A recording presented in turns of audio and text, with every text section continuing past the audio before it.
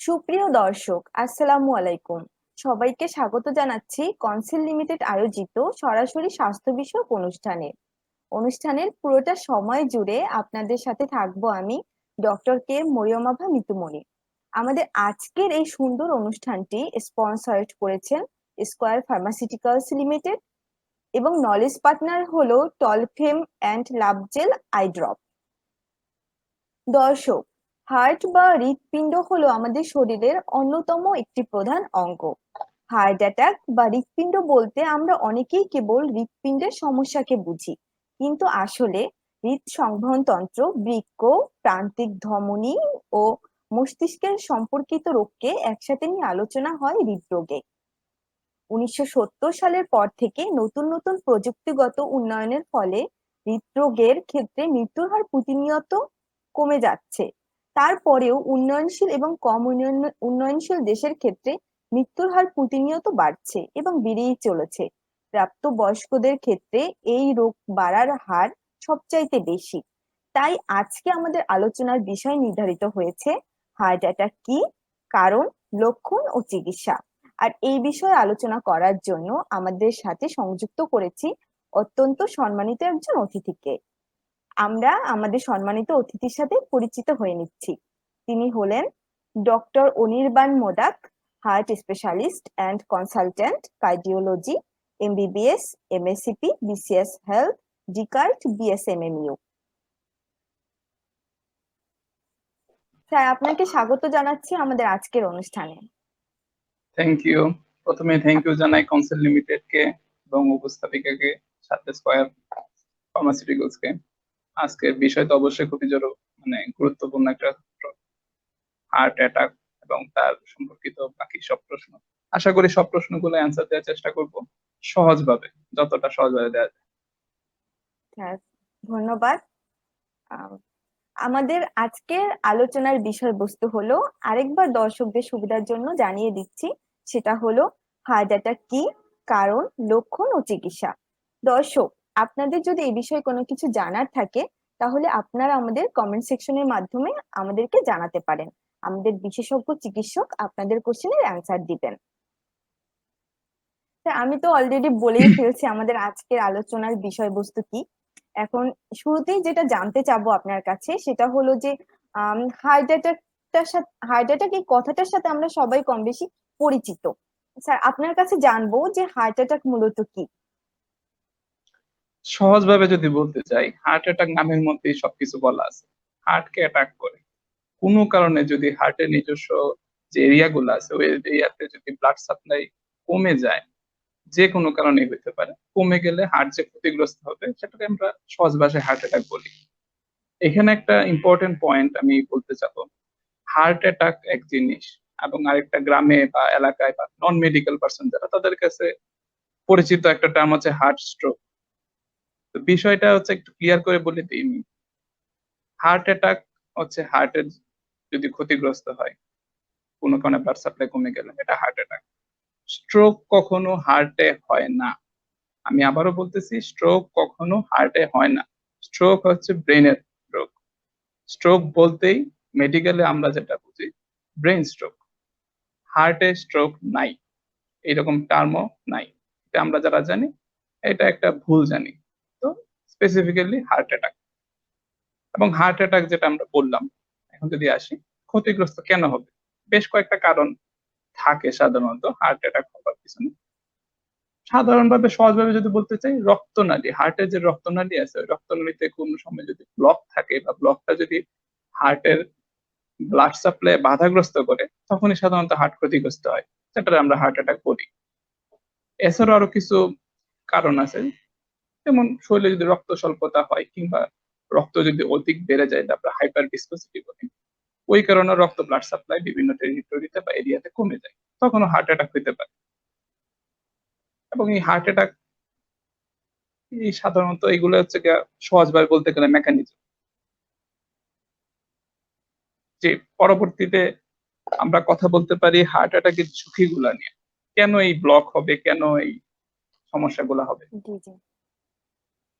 সহজভাবে যদি বলি, হার্ট অ্যাটাকের ঝুঁকিগুলা দুই রকমের হয়। একটা হচ্ছে কি যেটা আমরা মডিফাই করতে পারবো, আরেকটা হচ্ছে আমরা যেটা মডিফাই করতে পারবো না।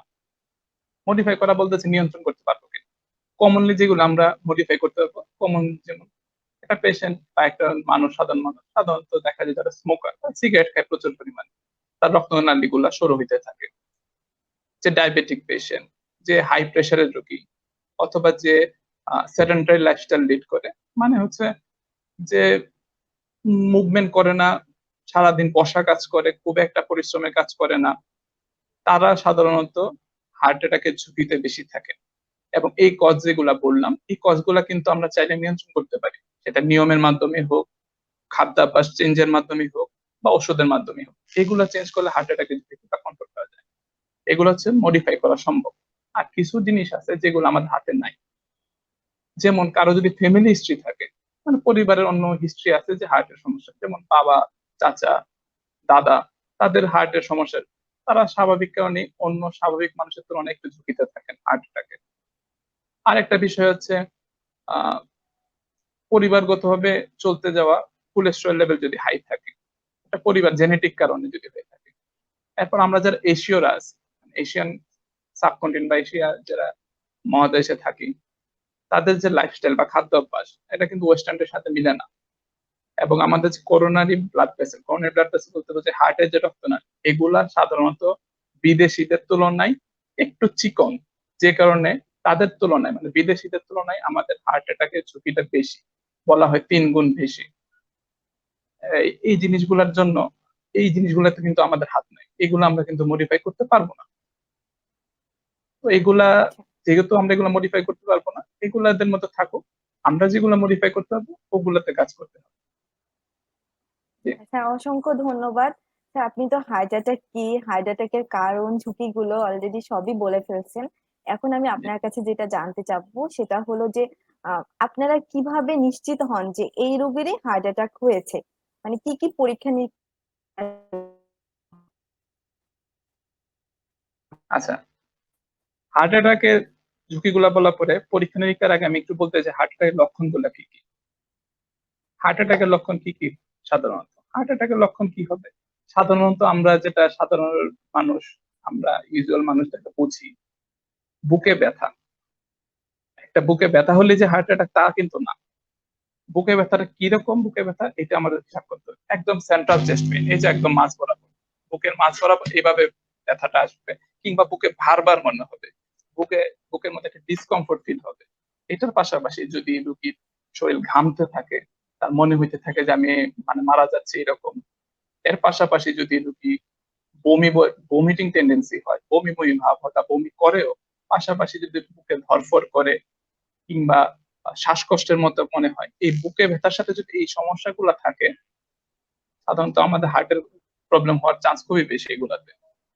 এইগুলাতে আমাদের খুবই সাবধান হইতে হবে, কারণ এগুলো হার্টের সমস্যা হইলে অবশ্যই খুবই দুশ্চিন্তার বিষয়। এখন আমরা কিভাবে এগুলা, আপনি যেটা বললেন কিভাবে আমরা এগুলা পরীক্ষা নিরীক্ষার ভাবে নির্ণয় করব। প্রথমত, যদি এইরকম টাইপের ব্যথা হয় এবং ব্যথার পাশাপাশি যদি এই যে সমস্যাগুলো বললাম, এগুলো এক দুইটাও যদি থাকে, কিংবা তা যদি নাও থাকে, শুধু বুকে ব্যথা, অথবা এই বুকে ব্যথাটা বাম হাত দিকে, বামের দিকে, চোয়ালের দিকে, ঘাড়ের দিকে, পিঠের দিকে যদি এটা ছড়াইতে থাকে, তাহলে সেটা আমার হার্টের জিনিস, চিন্তা করতে হবে। এক্ষেত্রে আমরা অবশ্যই অবশ্যই একটা একজন ডাক্তারের পরামর্শ নিতে হবে, একজন এমবিবিএস ডাক্তারের পরামর্শ নিতে হবে।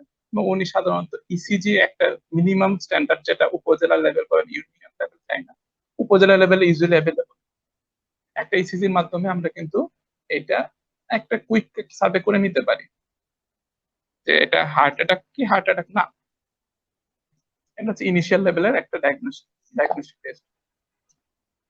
আচ্ছা, আহ, স্যার, পরবর্তীতে যেটা জানতে চাবো সেটা হলো যে আহ, এটা তো গেল ডায়াগনস্টিক টেস্টের কথা, কিন্তু পেশেন্টের যদি ওরকম সুযোগ না পায় বা ইমিডিয়েটলি তার মানে বাসার মানুষে কি কোনো ধরনের ট্রিটমেন্ট করতে পারবে বাসায় বসে, যে যেতে যেতে বা যদি অনেক জি, দূরে জি, থাকে হসপিটাল সেক্ষেত্রে?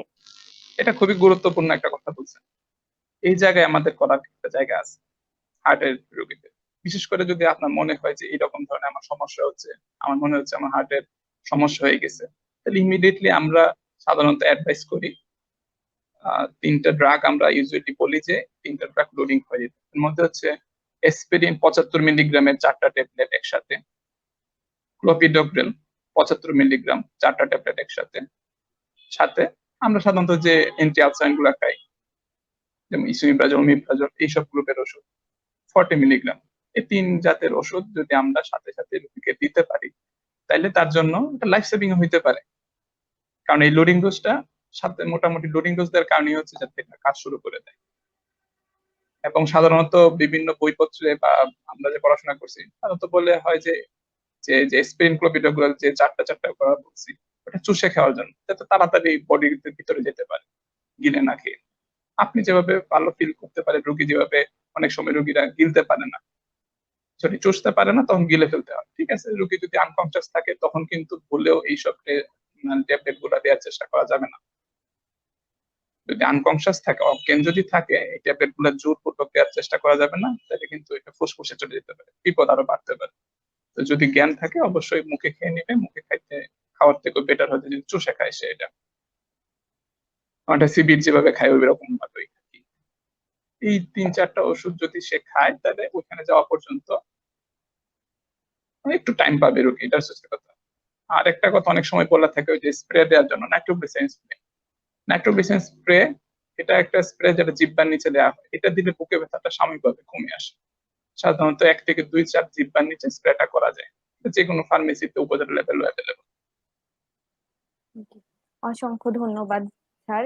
পরবর্তীতে যেটা জানতে চাবো সেটা হলো যে আমরা তো হার্ট অ্যাটাক নিয়ে কথা বললাম, হার্টের সমস্যা নিয়ে জানতে পারলাম। এখন যেটা জানতে চাচ্ছি সেটা হলো যে অনেক সময় পেপটিক আলসারেও কিন্তু বুকে জ্বালা পোড়া হয়। হ্যাঁ, এখন একজন সাধারণ মানুষের পক্ষে কি বোঝা সম্ভব যে এটা আমার পেপটিক আলসারের ব্যথা বা আমার গ্যাস্ট্রিকের ব্যথা বা এটা আমার হার্টের ব্যথা? সে কিভাবে বুঝবে? সে তো আসলে দুইটার ইয়াটা জানে না একজন মেডিকেল পার্সনের মতো। আচ্ছা, এটা ভালো কথা বলছেন। এটা সবাই ফেস করতে হয়। বিশেষ করে প্রথম যখন হার্টের ব্যথাটা ওঠে তখন তো আমরা চিন্তা করি না যে আমার হার্টের সমস্যা হয়ে গেল, তখন আমরা ভাবি যে এটা গ্যাস্ট্রিকের ব্যথা হবে। তো আমরা তখন ওই যে ওমিপ্রাজল, ইসমিপ্রাজল এই ওষুধগুলো খেয়ে নিবারণের চেষ্টা করি। অনেক সময় কমে যায়, অনেক সময় কমে না। তবে এটা সত্যি কথা, মানে এটা আফসোসের বিষয় এবং সত্যি কথা একই সাথে, যে কোনো কনফার্মেটরি এমন কোনো লক্ষণ বা টেস্ট নাই যেটা দিয়ে জাস্ট শুনে বা লক্ষণ শুনেই বলে ফেলা যাবে যে না এটা গ্যাস্ট্রিকের সমস্যা। তার জন্য ইসিজি ম্যান্ডেটরি। এবং তবে আমি সাধারণত বলি যার রেগুলার গ্যাস্ট্রিকের সমস্যা ফিল করে তার যদি এরকম বুকে ব্যথা হয় তাহলে গ্যাস্ট্রিকের ওষুধ প্লাস আমরা যে ওষুধ আমরা যে সিরাপ গুলা খাই, অ্যান্টাসিড প্লাস টাইপের যে সিরাপ গুলা, এগুলা খাওয়ার পরে যদি বুকে ব্যথাটা ইউজুয়ালি কমে যায়, তো আমার মনে হয় এগুলা নিয়ে সেটা এখনই দৌড়াদৌড়ি করা দরকার নেই। যদি না কমে, আপনি গ্যাস্ট্রিকের ওষুধও খাইছেন, অ্যান্টাসিড সিরাপও খাইছেন, না কমে, তখন এটারে এটা ইসিজি করাই ফেলাটাই বুদ্ধিমানের কাজ। এটার আরেকটা কারণ হচ্ছে, আরেকটা প্রশ্ন সেটা আমাদের রোগীরা করে বা রোগী মানুষরা করে বা আমরা রোগী দেখার সময় দেখি, এখন কিন্তু অল্প বয়সে হার্টের সমস্যা আসা শুরু হয়েছে। কিরকম? আমার যে ট্রেনিং, ওই ট্রেনিং এ আমি সর্বনিম্ন 14 বছর বয়সের বাচ্চারও হার্ট অ্যাটাক পাইছি। কারণ 14 বছর বয়সে তো কারো হার্টের সমস্যা হওয়ার কথা না আমাদের নর্মালি, কিন্তু আসছে তার। তো এই ক্ষেত্রে আমি সাধারণত বলি এটার পিছনে কারণ হচ্ছে, একটা হচ্ছে যে জেনেটিক যে জিনিসগুলো যেগুলো আমি চেঞ্জ করতে পারবো না, এটা একটা জিনিস। আর একটা জিনিস হচ্ছে আমাদের লাইফস্টাইল। এই বয়সের সময়কার যে বাচ্চারা আমাদের জেনারেশন বা আমাদের আগের জেনারেশনের বাচ্চাদের তুলনায় কম মুভমেন্ট করে, খেলাধুলা মানে ফিল্ডে গিয়ে কম করে, পরিশ্রম কম করে। আর খাওয়া দাওয়া তো ফাস্ট ফুড, জাঙ্ক ফুড এগুলো তো আছেই, যে কারণে তারা মানে একজন বরঞ্চ আমাদের জেনারেশনের বয়স্ক মানুষদের তুলনায়ও তারা বাচ্চারা ঝুঁকিতে থাকে এই লাইফস্টাইলের কারণে। তো এই ক্ষেত্রে সাধারণত আমরা বলি যে অবশ্যই অবশ্যই ইসিজি দরকার। হ্যাঁ, বয়সের কথাটা যেহেতু বলেই ফেলছেন, তো আপনার কাছে জানতে চাবো যে কোন বয়সের মানুষরা বেশি ঝুঁকিতে থাকে হার্ট অ্যাটাকের জন্য? আচ্ছা, ঝুঁকিপূর্ণ এজ গুলো সাধারণত আমরা বলি ওল্ড এজ গুলো। ইউজুয়ালি ওল্ড এজ সেটা করি না, 60 বছরের পর থেকে 55 বছর এইসব বয়সের পর থেকে ঝুঁকি বেড়া যায়। সাধারণত বলা হয়ে থাকে খাতা কলমে যে একটা বাচ্চা জন্মের পর থেকেই তার যে রক্তনালী আছে, যত বয়স বাড়তে থাকে রক্তনালী গুলা অ্যাথেরোস্ক্লেরোটিক চেঞ্জ, মানে ওইখানে রক্তনালী আস্তে আস্তে আস্তে আস্তে করে ডিজেনারেশন কিংবা ওইখানে ছোট আকারের প্লাক ফর্মেশন বা যে ব্লক যেটা, ওইটা আস্তে আস্তে অল্প অল্প করে শুরু হইতে থাকে, একদম জন্মের পর থেকে আস্তে আস্তে জন্মানোর পরে থাকে। যখন বয়স বাড়তে থাকে, এটা যখন 50 বা 70 ভাগের বেশি ব্লক করে ফেলবে একটা রক্তনালীতে, তখনই সিমটম গুলো আসা শুরু হয়। সাধারণত সিমটম বয়স্কদের যেটা হয়, প্রথম দিকে তো হুট করে হার্ট অ্যাটাক প্রথমেই হয়ে যায়, খুব কম ক্ষেত্রেই হয়। প্রথম দিকে আপনি আভাস পাবেন কিরকম, আপনার চলতে ফিরতে গেলে হয়রান লাগবে, চলতে ফিরতে গেলে মানে হাঁটা চলাফেরা করতে গেলে বা বাসা থেকে বের হয়ে নামাজ মসজিদে পড়তে গেলে, মন্দিরে গেলে আপনার বুকে ব্যথা হবে, শ্বাসকষ্টের মতো মনে হবে, অল্প পরিশ্রম হয়রান হয়রান মনে হবে।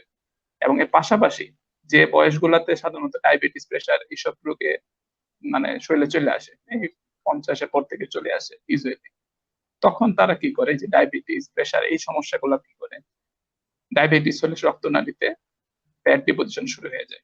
আগে ডায়াবেটিস বলতে বোঝাইতো হচ্ছে বহুমূত্র রোগ, এখন নামে বহুমূত্র রোগ ঠিক আছে, কিন্তু আমরা বলি যে ডায়াবেটিস মানে তার হার্টের সমস্যা শুরু হয়ে গেছে। তো এই ক্ষেত্রে কি করতে হবে, ভয় পাওয়ার কিছু না, ডায়াবেটিস ঠিক মতো নিয়ন্ত্রণে রাখতে হবে, তাহলে আপনি ঠিক মতো চলতে পারবেন। হাই প্রেশার যদি নিয়ন্ত্রণে না থাকে, আপনার রক্তনালীর উপর ক্রমাগত চাপ থাকতে থাকে, চাপ থাকলে রক্তনালীগুলো সরু থাকে, তখনই একটা ব্লক হয়ে আসে, একটা হার্ট অ্যাটাক হয়ে যাওয়ার চান্স আছে।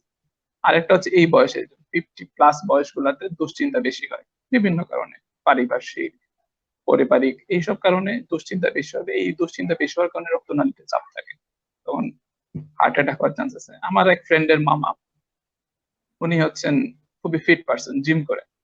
এটা কেন বলার কারণ হচ্ছে, রিসেন্টলি হয়তো আপনারা শুনছেন যে ইন্ডিয়ান একজন নায়ক মারা গেছেন, 40-45 বয়স, জিম করা অবস্থায়, মানে ফিটনেস ভালো লেভেলে থাকার কারণে। এটা একটা কারণ। এই যে একটা জিমের কারণে বলতেছি না, আমি বলতে চাচ্ছি যে মানে এইরকম পজিশনে আছে, একটা দায়িত্ববান পজিশন এবং ওই পজিশন রক্ষার একটা ব্যাপার থাকে, তো সে ক্রমাগত স্ট্রেসে থাকে। তার পাশাপাশি সে যদি স্মোকার থাকে, তাহলে স্ট্রেসটা কিন্তু বহুগুণ বেড়ে যায়, তখন কিন্তু এরকম হার্ট অ্যাটাক হওয়ার চান্সটা খুব বেশি। ঠিক আছে, তো জি। এটা একটু আমার ইয়ে করতে হবে, হিসাব করতে হবে, বয়সটা আসলে ক্রমাগত কমতে আছে হার্ট অ্যাটাকের যে হওয়ার বয়সটা।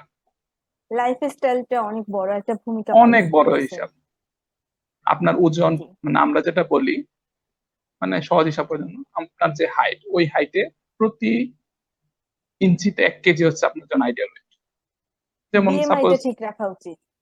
হ্যাঁ বিএমআইটা এখন আরো স্পেসিফিক হয়ে গেছে, এখন আর বিএমআই কি এর উপর ডিপেন্ডেন্ট না, কিন্তু কার্ডিওলজিস্ট এখন তারা চলে গেছে সেন্ট্রাল ওবেসিটিতে, মানে আপনার পেটের যে ম্যাটটা যতটুকু জায়গা জুড়ে, আমরা তো ওই যে কোমরে মাপ যেটা নেই, কোমর না, পেটের জি। সর্বোচ্চ যে অংশটাতে মোটা মনে হয় আমাদের, ওই অংশটা মাপটা নিতে হবে। ওটা যদি দেখা যায় পুরুষদের ক্ষেত্রে 90 থেকে 95 সেন্টিমিটার উপর থাকে, আর যদি মহিলাদের ক্ষেত্রে 80 থেকে 85 সেন্টিমিটার উপরে থাকে, সে ঝুঁকিতে আছে হার্টের সমস্যা। জি। এখন তো আমরা হচ্ছে কারণ, তারপর হচ্ছে কিভাবে ডায়াগনোসিস করা যায় এগুলো নিয়ে কথা বললাম। এখন একটু ট্রিটমেন্ট প্রসঙ্গে আসি, যে আসলে হার্ট অ্যাটাকের ট্রিটমেন্টটা কি হয়ে থাকে বা আধুনিক চিকিৎসা কি কি আছে। আচ্ছা, ভালো প্রশ্ন করছেন। হার্ট অ্যাটাকের ক্ষেত্রে প্রথমেই যেটা আমরা ট্রিটমেন্ট বলি, যেটা আমি একটু আগেও বললাম, যে লোডিং ডোজ বলতে হচ্ছে অ্যাসপিরিন, ক্লোপিডোগ্রেল এগুলো 4টা করে, এবং সাথে একটা অ্যান্টি আলসারেন্ট 40 মিলিগ্রাম, এরকম 4টা করে ওষুধ খাওয়ার পরে বা না খাইয়ে যদি রোগী আমাদের কাছে আসে, তাহলে ট্রিটমেন্ট প্রোটোকলটা হবে দুই ধরনের। একটা হচ্ছে একিউট অবস্থায়, মানে আমাদের কাছে আসছে হার্টের সমস্যা নিয়ে, তখন আমরা কি করব।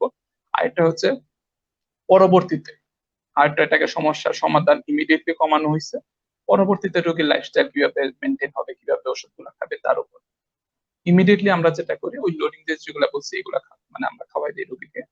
পাশাপাশি যদি টার্সিয়ারি লেভেল বলতে যেখানে আপনারা অনেকে হয়তো রোগীর মানুষরা পরিচিত এই বিষয়টাতে, এনজিওগ্রামের ফেসিলিটি আছে যেসব জায়গাতে, যদি একটা হার্ট অ্যাটাক হয়ে থাকে এবং এনজিওগ্রামের ফেসিলিটি যদি থেকে থাকে, তাহলে অবশ্যই অবশ্যই এই ওষুধগুলা খাওয়ানোর পরে আমরা আর্জেন্টলি, এবং তার পেন কিলার অ্যাপ্রোপ্রিয়েট ভাবে দেওয়ার পরে আর্জেন্টলি তার এনজিওগ্রাম করে যে রক্তনালীর ব্লকটা আছে, ওই ব্লকটা কারেকশন করে দিব। এটা আমরা বলি প্রাইমারি পিসিআই। মানে আসলো সাথে সাথে আমরা কাজটা করে দিলাম। এইসব পেশেন্টের কিন্তু আউটকাম অনেক ভালো হয়, এবং এগুলো হচ্ছে বর্তমান যুগের 1 নাম্বার চিকিৎসা যেটা বাংলাদেশে এখন হয়। 1 নাম্বার। 2 নাম্বার হচ্ছে মনে করেন প্রাথমিকভাবে সরাসরি আসলো না আমাদের কাছে, কিংবা এমন জায়গায় আসলো যেখানে হার্টের বিভাগ আছে কিন্তু এনজিওগ্রামের ফেসিলিটি নেই, এবং সেটা ঢাকার থেকে বা যেখানে ভালো ভালো হসপিটাল ওইখান থেকে একটু দূরে। তখন আমরা কি করি, লোডিং ডোজ কিছু ওষুধ খাওয়ানোর পরে আমরা সাধারণত ওই যে রক্তনালীর যে ব্লকটা আছে ওই ব্লকটা ভাঙার জন্য একটা ইনজেকশন আছে, যেটা বিভিন্ন নামে থাকে। ইউজুয়ালি বাংলাদেশ কমনলি যেটা ব্যবহার করা হয় স্ট্রেপ্টোকাইনাস ইনজেকশন। এইটা দেওয়ার 1 ঘন্টা নাগাদ, 1 থেকে 1.5 ঘন্টার মাধ্যমে যাওয়া হয়। এটা দেওয়ার উদ্দেশ্য হচ্ছে রক্তনালী ব্লকটা ভাঙা। এটা সিসিউ সেটিং এ দিতে হয়। আর বর্তমানে আধুনিক যে আরো আসছে টেনেক্টিভ প্লেস, এটা আরো ভালো ইফেক্টিভ। এই ওষুধগুলো দিয়ে আমরা রক্তনালী ব্লকটা ভাঙার চেষ্টা করি ইমিডিয়েটলি। ওই ব্লকটা যখন একটু ক্লিয়ার হয়ে যায় তখন রোগীটা ইমিডিয়েটলি একটা সেভ করা সম্ভব হয়। তখন আমরা পরবর্তীতে এনজিওগ্রামের প্ল্যানটা করতে পারি। আর যদি এই জিনিসটা রোগী আমাদের কাছে আসতে দেরি হয়, সাধারণত দেখা যায় 12 থেকে 24 ঘন্টা পার হয়ে গেছে, তো ওই সময় এই ইনজেকশনটা দেওয়া যায় না। তখন আমরা সাধারণত ভিত্তি করি হচ্ছে হেপারিনের উপর, অ্যানোক্সাপেনিন এই গ্রুপের উপর ভিত্তি করে আমরা চিকিৎসাটা দেই। তো সাধারণত আমরা সাজেশন হচ্ছে এখানে যত আগে আসতে পারবেন তত আপনার লাইফ সেভ হওয়ার চান্স বেশি। জি, অসংখ্য ধন্যবাদ ভাইয়া। দর্শকদের উদ্দেশ্যে বলছি, আজকে আমাদের আলোচনার বিষয়বস্তু হলো হার্ট অ্যাটাক এর কারণ, লক্ষণ ও চিকিৎসা। এই বিষয়ে যদি আপনাদের কোনো কিছু জিজ্ঞাসা থাকে তাহলে আপনারা আমাদের কমেন্ট সেকশনে জানাতে পারেন, আমাদের বিশেষজ্ঞ চিকিৎসক আপনাদের কোশ্চেনের অ্যান্সার দিবেন। ধন্যবাদ। স্যার, আমরা তো ট্রিটমেন্ট নিয়ে কথা বললাম, আপনার কাছ থেকে দু একটা টার্ম শুনলাম যে এনজিওগ্রাম। তো এনজিওগ্রাম মূলত কি, একটু যদি সহজ বাংলায় আচ্ছা আমাদেরকে বলেন। আচ্ছা, এনজিওগ্রাম হচ্ছে, এনজিওগ্রাম এই শব্দটাই যদি আমি ভাঙি, তাহলে রক্তনালীর ভেতরের অবস্থাটা কি এটা দেখার পরীক্ষা যেটা, এটা হচ্ছে এনজিওগ্রাম। এটা হচ্ছে যে কোনো রক্তনালীতেই করতে পারা যায়। সাধারণত যেহেতু আমরা হার্ট নিয়ে কথা বলতে বলতেছি, হার্টের রক্তনালীর যে এনজিওগ্রাম এটার নাম হচ্ছে করোনারি এনজিওগ্রাম। করোনারি শব্দটা কোথায় আসছে, সিসিও করোনারি। আর হচ্ছে করোনারি হচ্ছে হার্টের নিজস্ব যে রক্তনালী, এটার নাম হচ্ছে করোনারি। এটা যেভাবে আমরা দেখতে পারবো, এটা সাধারণত কিভাবে করা হয়, বর্তমান যুগে আধুনিকভাবে যেটা করা হয়, হাতের মধ্যে, এই যে হাতের রেডিয়াল আর্টারি বলা হয়, এই জায়গায় বাম হাতে ইউজুয়ালি পাওয়া, যেহেতু এটাতে কম মুভমেন্ট করা হয় বাম হাতে, বা ডান হাতে যেটাতে যেটা ফিজিবল, ওই হাত দিয়ে আমরা রক্তনালী দিয়ে ঢুকে আমরা হার্টের ভেসেলটা দেখার চেষ্টা করি। এনজিওগ্রাম সেটিং এর ওখানে মনিটর থাকে, ওইখানে আমরা ডাই দিয়ে দেখার চেষ্টা করি যে রক্তনালী যেগুলো আছে হার্টের, এগুলা কি অবস্থায় আছে, মানে ব্লকটা কি অবস্থায় আছে। যদি ব্লকটা দেখা যায় যে ইউজুয়াল যে ভেসেল গুলো আছে 70% কিংবা তার থেকে বেশি যদি রক্তনালীতে ব্লক থাকে, তাহলে আমরা সাধারণত এখানে এনজিওপ্লাস্টি ফলোড বাই স্টেন্টিং, যেটা আহ, সাধারণ মানুষের কাছে রিং নামে পরিচিত, ওইটা দেওয়ার কথা আমরা কাউন্সিলিং করি এবং ওইটা আমরা দেওয়ার কথা বলি। যদি রিং কোনো কারণে না দেওয়া যায়, যেমন ডায়াবেটিক পেশেন্টদের জন্য, বা করোনারি আর্টারির যে পজিশন, ওই পজিশন গুলো যদি রিং পরানোর মতো অবস্থায় জায়গায় না থাকে, তাহলে আমরা সাধারণত অ্যাডভাইস করি যে বাইপাস অপারেশন যাওয়ার জন্য। বাইপাস অপারেশনটা হচ্ছে তখন যদি যদি দেখা যায় মাল্টিপল লেশন, মানে একাধিক ব্লক, একাধিক বলতে 2 বা ততোধিক ব্লক, বা 1-2টা ব্লক খুব মানে এমন পজিশন আছে যেখানে রিং লাগানো সম্ভব হচ্ছে না বা এনজিওপ্লাস্টি করা সম্ভব হচ্ছে না, ওইসব ক্ষেত্রে আমরা বলি যে বাইপাস অপারেশনের সাপোর্টে যাওয়ার জন্য। আবার অনেক সময় হয় বাইপাস অপারেশনের জন্য মানে করোনারি আর্টারি অ্যানোমালি, মানে করোনারির যে রক্তনালী গুলো আছে এগুলো অ্যাপ্রোপ্রিয়েট না, বাইপাস অপারেশনও করা যাবে না এরকম ক্ষেত্রে। তখন আমরা কি বলি, যে দেখা যাচ্ছে যে আমরা রিংও পরাইতে পারতেছি না, বাইপাসও করতে পারতেছি না, তখন আমরা বলি যে মেডিকেল ম্যানেজমেন্ট আর বর্তমানে রিসেন্ট আপডেটে কিছু ডিভাইস থেরাপি আসছে, ওগুলো দেওয়ার চেষ্টা করি। তবে একটু আমি এখন যেহেতু একটু সহজভাবে এনজিওগ্রামটা বলার চেষ্টা করি, এনজিওগ্রাম দিয়ে আমরা দেখি সাধারণত রক্তনালী ব্লকের অবস্থান কত পার্সেন্ট ব্লক, এবং এটার পার্সেন্টেজ উপর ভিত্তি করে আমরা রোগী মানুষকে কাউন্সিলিং করি।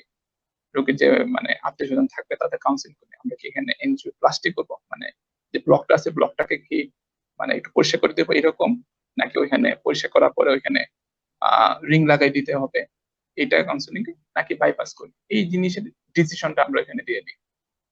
আমরা সাধারণত মানে কাউন্সেলিংটা এভাবে করি, যেহেতু রোগীর এনজিওগ্রামের পরে অনেক সময় রিং লাগে, তো আমরা ওইভাবেই কাউন্সেলিং করি যাতে এই সেলিং এ তারা রিং লাগাই ফেলে। তাহলে এটা কি হয়, রোগীর কষ্টটা কম হয়।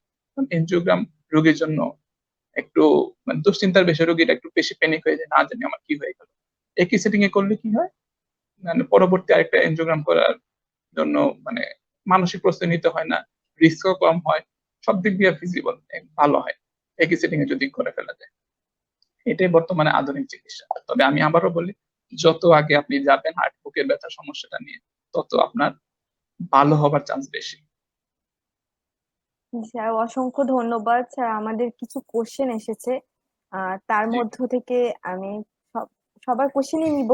তো সবার আগে হচ্ছে, আমি যে মেডিকেলের স্টুডেন্ট, হ্যাঁ, আমার sir oral pathology departmental head MD Asif Iqbal, আমার স্যার একটা কোশ্চেন রেখেছেন, আমি স্যারের কোশ্চেনটা সবার আগে নিচ্ছি। সেটা জি হলো, অবশ্যই। স্যার জানতে চেয়েছেন, without angiogram is there any investigation to identify coronary block percentage? Sir আপনাকে অসংখ্য ধন্যবাদ এত সুন্দর একটা কোশ্চেন করার জন্য, আর আপনাকে আমার পক্ষ থেকে সালাম। আসসালামু আলাইকুম sir, thank you for the question.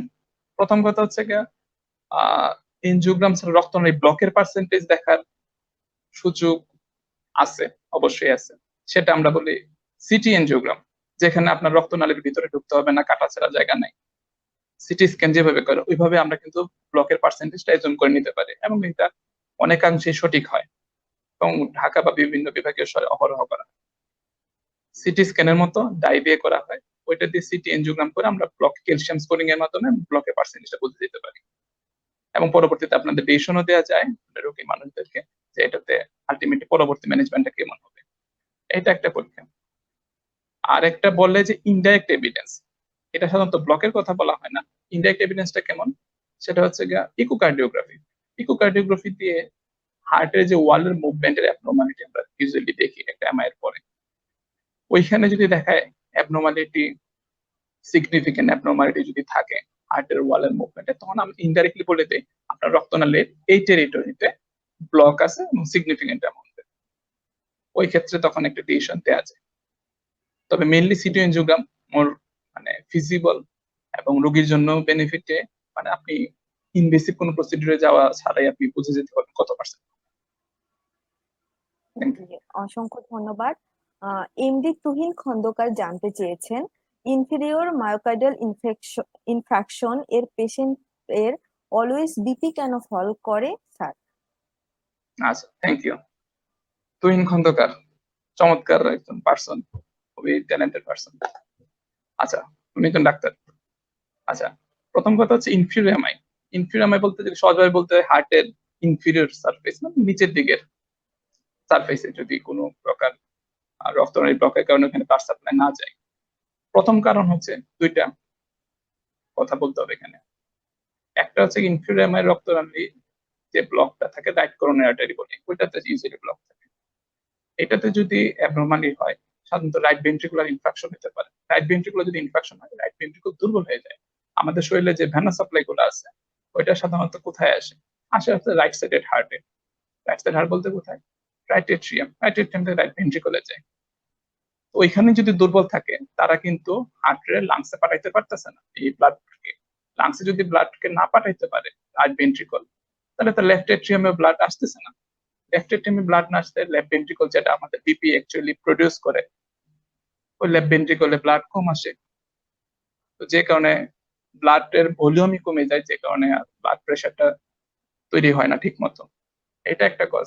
যদি রাইট ভেন্ট্রিকল ইনফেকশন নাই, সাপোজ রাইট ভেন্ট্রিকল ইনফেকশন নাই, এরপরও কেন বিপি ফল করে? এরপরে ফল করে যদি ইনফিরিয়র এমআই এর সাথে কোন এক্সটেনশন থাকে, মানে হার্টের নিচের সারফেস ছাড়াও আরো যদি চারপাশের সারফেসে ছড়ায় যায়, তখন কিন্তু হার্ট দুর্বল হয়ে যায়।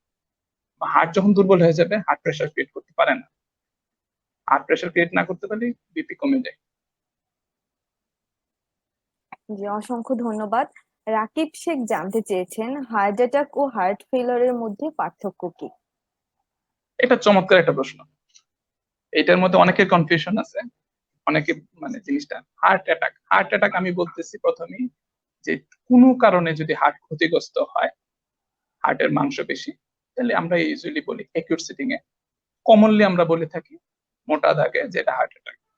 আর হার্ট অ্যাটাকের কারণ যদি আমাদের ফুসফুসে যে এলভিওলাই গুলো আছে ওইখানে যদি এলভিওলাই গুলো কোনো কারণে কলাপসড হয়ে যায়, বা অনেকে সাধারণভাবে বোঝানোর জন্য রোগীর মানুষদেরকে বলা হয় ওখানে পানি চলে আসে, এটা হয় পানি চলে আসে পালমোনারি ইডিমা ডেভেলপ করে, তখন শ্বাসকষ্ট হয়। এখন হার্ট ফেলার কেন হবে? এখন মনে করেন হার্ট ক্ষতিগ্রস্ত হয়ে গেছে হার্ট অ্যাটাকের কারণে, তাহলে হার্ট তো দুর্বল হয়ে গেল। হার্ট দুর্বল হয়ে গেলে সে তো তার যে কাজ, যে পাম্প করে করে বডিতে ব্লাড সাপ্লাই পাঠানো, সে করতে পারবে না। এখন আমার যে মানে শিক্ষক, ওনার একটা সহজ কথা আছে, যাহার যা কাজ তাহাই না করতে পারাটাই ফেলার বলে। হার্ট যখন দুর্বল হয়ে গেছে, হার্ট যখন তার নিজের কাজ করতে পারবে না, এটা হার্টের ফেলার। সহজ ভাষায় হার্ট অ্যাটাকের পরে হার্ট ফেলার হয় ইউজুয়ালি হিসেবে। আরো কিছু কন্ডিশন আছে যে কারণে হার্ট ফেলার হতে পারে হার্ট অ্যাটাক ছাড়াই। যেমন কারো যদি জন্মগত হার্টের সমস্যা থাকে, হার্টের ছিদ্র যদি থাকে, অথবা যদি কারো মায়োকার্ডিটিস হয়, যেমন এখন কোভিড চলতেছে, কোভিড সিচুয়েশনে কিন্তু ভাইরাল মায়োকার্ডিটিস হচ্ছে, তখন কিন্তু হার্ট অ্যাটাক ছাড়াই কিন্তু হার্ট ফেলার হয়ে যাবে। আমার মনে হচ্ছে হার্টটা দুর্বল কোনোভাবে হইলেই সেটা হার্ট ফেলার দিকে যাবে। সেটা ভাইরাল কজে হইতে পারে, যেমন কোভিড থেকে হচ্ছে, সেটা জন্মগত সমস্যার জন্য হইতে পারে, জেনেটিক কজে হইতে পারে। এগুলো কিন্তু হার্ট অ্যাটাক না, কিন্তু হার্ট কিন্তু দুর্বল হয়ে যাচ্ছে, এটাই হার্ট ফেলার। ধন্যবাদ স্যার। ইফতেখার হোসেন প্রশ্নটা ভালো। জানতে চেয়েছেন, আচ্ছা, ইফতেখার হোসেন জানতে চেয়েছেন হার্টবিট রেট বেশি হলে কি কমানোর কোনো উপায় আছে? আচ্ছা, থ্যাংক ইউ, ভালো প্রশ্ন করছেন। হার্ট রেট বেড়ে গেলে কমানোর, প্রথমে আসি বলি যে হার্ট রেট বেড়ে গেলে রোগী কিভাবে বুঝবে তার হার্ট রেট বাড়ছে। রোগী স্বাভাবিক সাধারণত বুঝে যে তার এই বুকের মাঝখানে পালপিটেশন হচ্ছে, বুকে ধরফর করতেছে, এরকম রোগীর সাধারণত কমপ্লেইন থাকে। এটা ইউজুয়ালি হার্ট রেট বেড়ে গেলে এরকম হয়। অনেক সময় হার্ট রেট কমে গেলে হয়, তবে ইউজুয়ালি হার্ট বিট বেড়ে গেলে হয়। তখন কি করা? আমার চিন্তা করতে হবে এই হার্ট বিটটা যে বাড়ছে, এটা কারণ কি? এটা কিছু ফিজিওলজিক্যাল কথা, নর্মাল কোনো কারণে হতে পারে। যেমন মনে করেন আমি 2-3 তলা সিঁড়ি দিয়ে তাড়াতাড়ি উঠলাম, তাহলে কিন্তু আমার হার্টবিট বেড়ে যাবে, কিন্তু এটা নর্মাল। বা কোনো এক্সারসাইজ করলাম, হার্টবিট বেড়ে যাবে, কিন্তু এটা নর্মাল। তো এই ক্ষেত্রে আমার কি করতে হবে? আমি রেস্ট করবো, অটোমেটিক হার্টবিট কমে যাবে। ঠিক আছে, এটা হচ্ছে নর্মাল ফেজ। আরো কিছু কন্ডিশন যেমন অ্যাংজাইটি যদি হয়, যেমন আমাদের পরীক্ষার আগে রাতে হয় যে বুকে ধরফর করতেছে, রাতে ঘুম হয় না, এটা অ্যাংজাইটির জন্য হয়। সাধারণত অ্যাংজাইটি যদি হয়, আমরা সাধারণত বলি প্রেয়ার করার জন্য বা নামাজ পড়ার জন্য, সাথে এংজাইটি অনেক সময় আমরা দেই। এই কন্ডিশনের মধ্যে আপনি হার্টবিট কমাই ফেলতে পারবেন, মানে কমায় বলতে নর্মালি ফিরে আনতে পারবেন। আরেকটা যদি তার আসলে বিতর্কিত কোনো ডিজিজ থাকে, কিরকম ডিজিজ? এখন মনে করেন এই যে কিছুক্ষণ আগে বললাম হার্ট দুর্বল, হার্ট দুর্বল থাকলে কিন্তু হার্ট জোরে জোরে বিট করবে। কারণ হচ্ছে হার্ট যখন দুর্বল, তখন সে বডির বিভিন্ন টেরিটরিতে ব্লাড সাপ্লাই ঠিক মতো পাঠাইতে পারতেছে না। তো এটা তো হার্টের মাথায় আসছে, হার্টের কাছে, তখন হার্ট কি করবে? ওই ক্ষতিটা পূরণ করার জন্য বেশি বেশি পাম্প করা শুরু করবে, তখন হার্টবিট বেড়ে যাবে। তখন আমরা ইউজুয়ালিতে যে ড্রাগ দেয় এটা হচ্ছে বিটা ব্লকার গ্রুপ ড্রাগ আমরা ইউজ করে থাকি, সিলেক্টিভ বিটা ব্লকার গ্রুপ। অনেক সময় বিটা ব্লকার গ্রুপ সব পেশেন্টকে দেওয়া যায় না, কিছু ডিজিজ আছে অ্যাসোসিয়েটেড যেগুলোতে আমরা বিটা ব্লকার ইউজ করতে পারি, যেমন ব্রঙ্কিয়াল এজমা, এজমা রোগীদের ক্ষেত্রে, ডায়াবেটিস রোগী যারা ইনসুলিন পায়, এরপর যার হাড় কি বলে পেরিফেরাল মানে পায়ের রক্তনালীতে সমস্যা আছে, এগুলো কিছু কমন কন্ডিশন আছে। Active heart, acute heart failure, এসব কিছু কন্ডিশনে আমি সাধারণত বিটা ব্লকার দিব না। এসব ক্ষেত্রে রেট লিমিটিং ক্যালসিয়াম চ্যানেল ব্লকারের সাপোর্টে যেতে হবে। তবে আমি প্রথমেই বলি আগে আপনার মানে এক্সপ্লোর করতে হবে যে এটা কি নর্মাল কোনো কারণে হচ্ছে কিনা। জ্বরের সময় কিন্তু হার্ট রেট বেড়ে যায়, এইসব কন্ডিশন গুলো যদি আমি আন্ডারলাইন কজ গুলো আমি আইডেন্টিফাই করতে পারি, এগুলো সমাধান করলে হার্ট রেট নর্মালে চলে আসবে। আর যদি হার্টের সমস্যার কারণে হয়ে থাকে, হার্টের চিকিৎসা করে দিতে হবে। আচ্ছা স্যার, আমরা ওপেন হার্ট সার্জারি কথাটার সাথে কম বেশি পরিচিত। তো ওপেন হার্ট সার্জারি নিয়ে একটা কোশ্চেন এসেছে, জেসমিন আক্তার মুক্তা জানতে চেয়েছেন ওপেন হার্ট সার্জারি করার পর কি কি সাবধানতা বজায় রাখতে হয়। স্যার আপনি একটু ওপেন হার্ট সার্জারি নিয়ে একটু যদি ডিটেলস বলেন, তারপর যদি কি কি সাবধানতা বজায় রাখতে হয় বলেন দর্শকদের উদ্দেশ্যে। আচ্ছা, ওপেন হার্ট সার্জারি নামে বোঝা যাচ্ছে হার্ট ওপেন করা হচ্ছে, হার্টের ওপেন করে আমি সার্জারি করছি। হার্টের ওপেন ওপেন কিভাবে করবো? বুক কেটে সাধারণত করা হয় ইউজুয়ালি, বর্তমানে আরো আধুনিক আসছে। ইউজুয়ালি বুক কেটে ওপেন হার্ট সার্জারি করে। ওপেন হার্ট সার্জারিতে কি করা হয়? ওপেন হার্ট সার্জারিতে কিন্তু দুই রকম কাজ করা হয় ইউজুয়ালি। একটা হচ্ছে বাইপাস অপারেশন করা হয়, আরেকটা করা হয় হচ্ছে জন্মগত ছিদ্র, সেটা সার্জারি করে বন্ধ করা হয়। দুইটা কিন্তু ওপেন হার্ট সার্জারি দিয়ে করা হয়। এখন বাইপাস অপারেশনের ব্যাপারটা কি? যদি দেখা যায় করোনারি আর্টারি মানে হার্টে যে রক্তনালী আছে, ওই রক্তনালী এনজিওগ্রাম করলাম, ওইখানে যে ব্লক গুলো আছে ওই ব্লক গুলাতে রিং লাগানো যাচ্ছে না, বা আমি কাজ করতে পারতেছি না ওই জায়গায়, রোগীর সিমটম তো আমার কমাইতে হবে, রোগীকে আমার সেভ করতে হবে, তখন আমরা বলি বাইপাস অপারেশন করার জন্য। বাইপাস অপারেশনটা কি? যে রক্তনালীটা ভালো আছে ওই রক্তনালীর সাথে যে রক্তনালীতে ব্লক আছে ওইটার কানেকশন তৈরি করে দেওয়া, এই জন্য এটার নাম বাইপাস। আমরা বাইপাস রুট বলি না, বাইপাস রুটের মতো করে এটা জিনিস, যেটা ভালো এবং যেটা মানে ক্ষতিগ্রস্ত এই দুটার মধ্যে কানেকশন করে দিলে ওই ভালোটা থেকে রক্ত খারাপটাতে চলে আসবে, ডিজিজ যেটাতে হয়েছে, তোমার হার্ট সেভ হয়ে গেল। আরেকটা হচ্ছে ওই যে এটা হচ্ছে কমনলি বাইপাসের সহজ ব্যাখ্যা। আরেকটা হচ্ছে জন্মগত ছিদ্র বন্ধ করা। জন্মগত ছিদ্র বন্ধ করার এখনকার সময় আবার ডিভাইস থেরাপি আসছে, এটা পরের কথা। সাধারণত বুক কেটে যেটা করা হয় ওই ক্ষেত্রে ওপেন হার্ট সার্জারি, ওটা না, হার্টে ওপেন করে ওই যে ছিদ্রটা আছে ওই জায়গায় একটা ডিভাইস অথবা প্যাচ দিয়ে ওটা বন্ধ করে দেওয়া হয়। এটা হচ্ছে ওপেন হার্ট সার্জারি ছিদ্র বন্ধ করার জন্য। এখন আসে হচ্ছে সাবধানতা কি অবলম্বন করবো। প্রথম কথা হচ্ছে এখানে সাবধানতা যেহেতু অবলম্বন করতে আসছে, একই সাথে আমি হার্ট অ্যাটাকের পরবর্তীতে কিভাবে সাবধানতা অবলম্বন করতে একই সাথে করতে সুবিধা হবে। প্রথম কথা হচ্ছে অবশ্যই অবশ্যই 1 নম্বরে নিয়ম মানতেই হবে। এটা হচ্ছে সবার প্রথমে। নিয়মগুলা কি কি? রোগী হাঁটতে গেলে বা পরিশ্রম করতে গেলে তার যদি শ্বাসকষ্ট হয় বা অল্প পরিশ্রমে হয়রান হয়ে যায়, সাধারণত হার্ট অ্যাটাক হওয়ার পরে রোগীকে রেস্টে রাখতে হয়, পরবর্তীতে মুভমেন্ট করা শুরু করতে হয়। তার যতটুকু মানে ক্যাপাসিটি আছে, যতটুকু পরিশ্রম করলে বা হাঁটাহাঁটি করলে তার সমস্যা হবে না, ততটুকু পরিমাণ সে হাঁটাহাঁটি করবে। মানে হচ্ছে কি মুভমেন্টের অবস্থা কথাটা বললাম। 2 নম্বর হচ্ছে কি কোনো প্রকার হার্টের উপর লোড পড়ে এরকম কোনো কাজ করানো যাবে না। কিরকম? অতিরিক্ত পরিশ্রম করানো। তারপর হচ্ছে অতিরিক্ত দুশ্চিন্তা করা, এগুলো এড়াই চলতে হবে। পাতে খাদ্যাভ্যাসে চেঞ্জ করতে হবে। খাদ্যাভ্যাসে কি চেঞ্জ করতে হবে? ওতে পাতে লবণ খাওয়া যাবে না, এটা কিন্তু লবণ খাইলে হার্টের উপর চাপ পড়বে। আপনার যদি ডায়াবেটিস থাকে, ডায়াবেটিস অবশ্যই কন্ট্রোলে করতে হবে, ওষুধের মাধ্যমে হোক, নিয়মের মাধ্যমে হোক, যেভাবেই হোক। প্রেশার কন্ট্রোলে রাখতে হবে অবশ্যই। আর মোস্ট ইম্পর্টেন্ট, যদি স্মোকিং, সিগারেট খাওয়া, পান, জর্দা, এইসব নেগেটিভ টাইপের বদ অভ্যাস গুলা যেগুলো আছে এগুলা যদি থাকে, আপনার এগুলা একদম টোটাল বাদ দিতে হবে। কমানো না, কিন্তু বাদই দিতে হবে, কারণ আপনার বাইপাস হয়েছে, মানে অলরেডি আপনার হার্টের সমস্যা আছে, এক্ষেত্রে আপনার এই জিনিসগুলো বাদ দিতে হবে। 3 নম্বর হচ্ছে ডায়েটারি হ্যাবিট। ডায়েটারি হ্যাবিট গুলা কি? চর্বি জাতীয় যে খাবারগুলো আছে বা সুগার জাতীয় যে খাবারগুলো আছে, চিনি জাতীয়, এই খাবারগুলো থেকে আপনার দূরে থাকতে হবে। সাধারণত বাইপাস রোগী যাদের বাইপাস অপারেশন করা হয় ইউজুয়ালি তাদের ব্লাড সুগার হাই থাকে।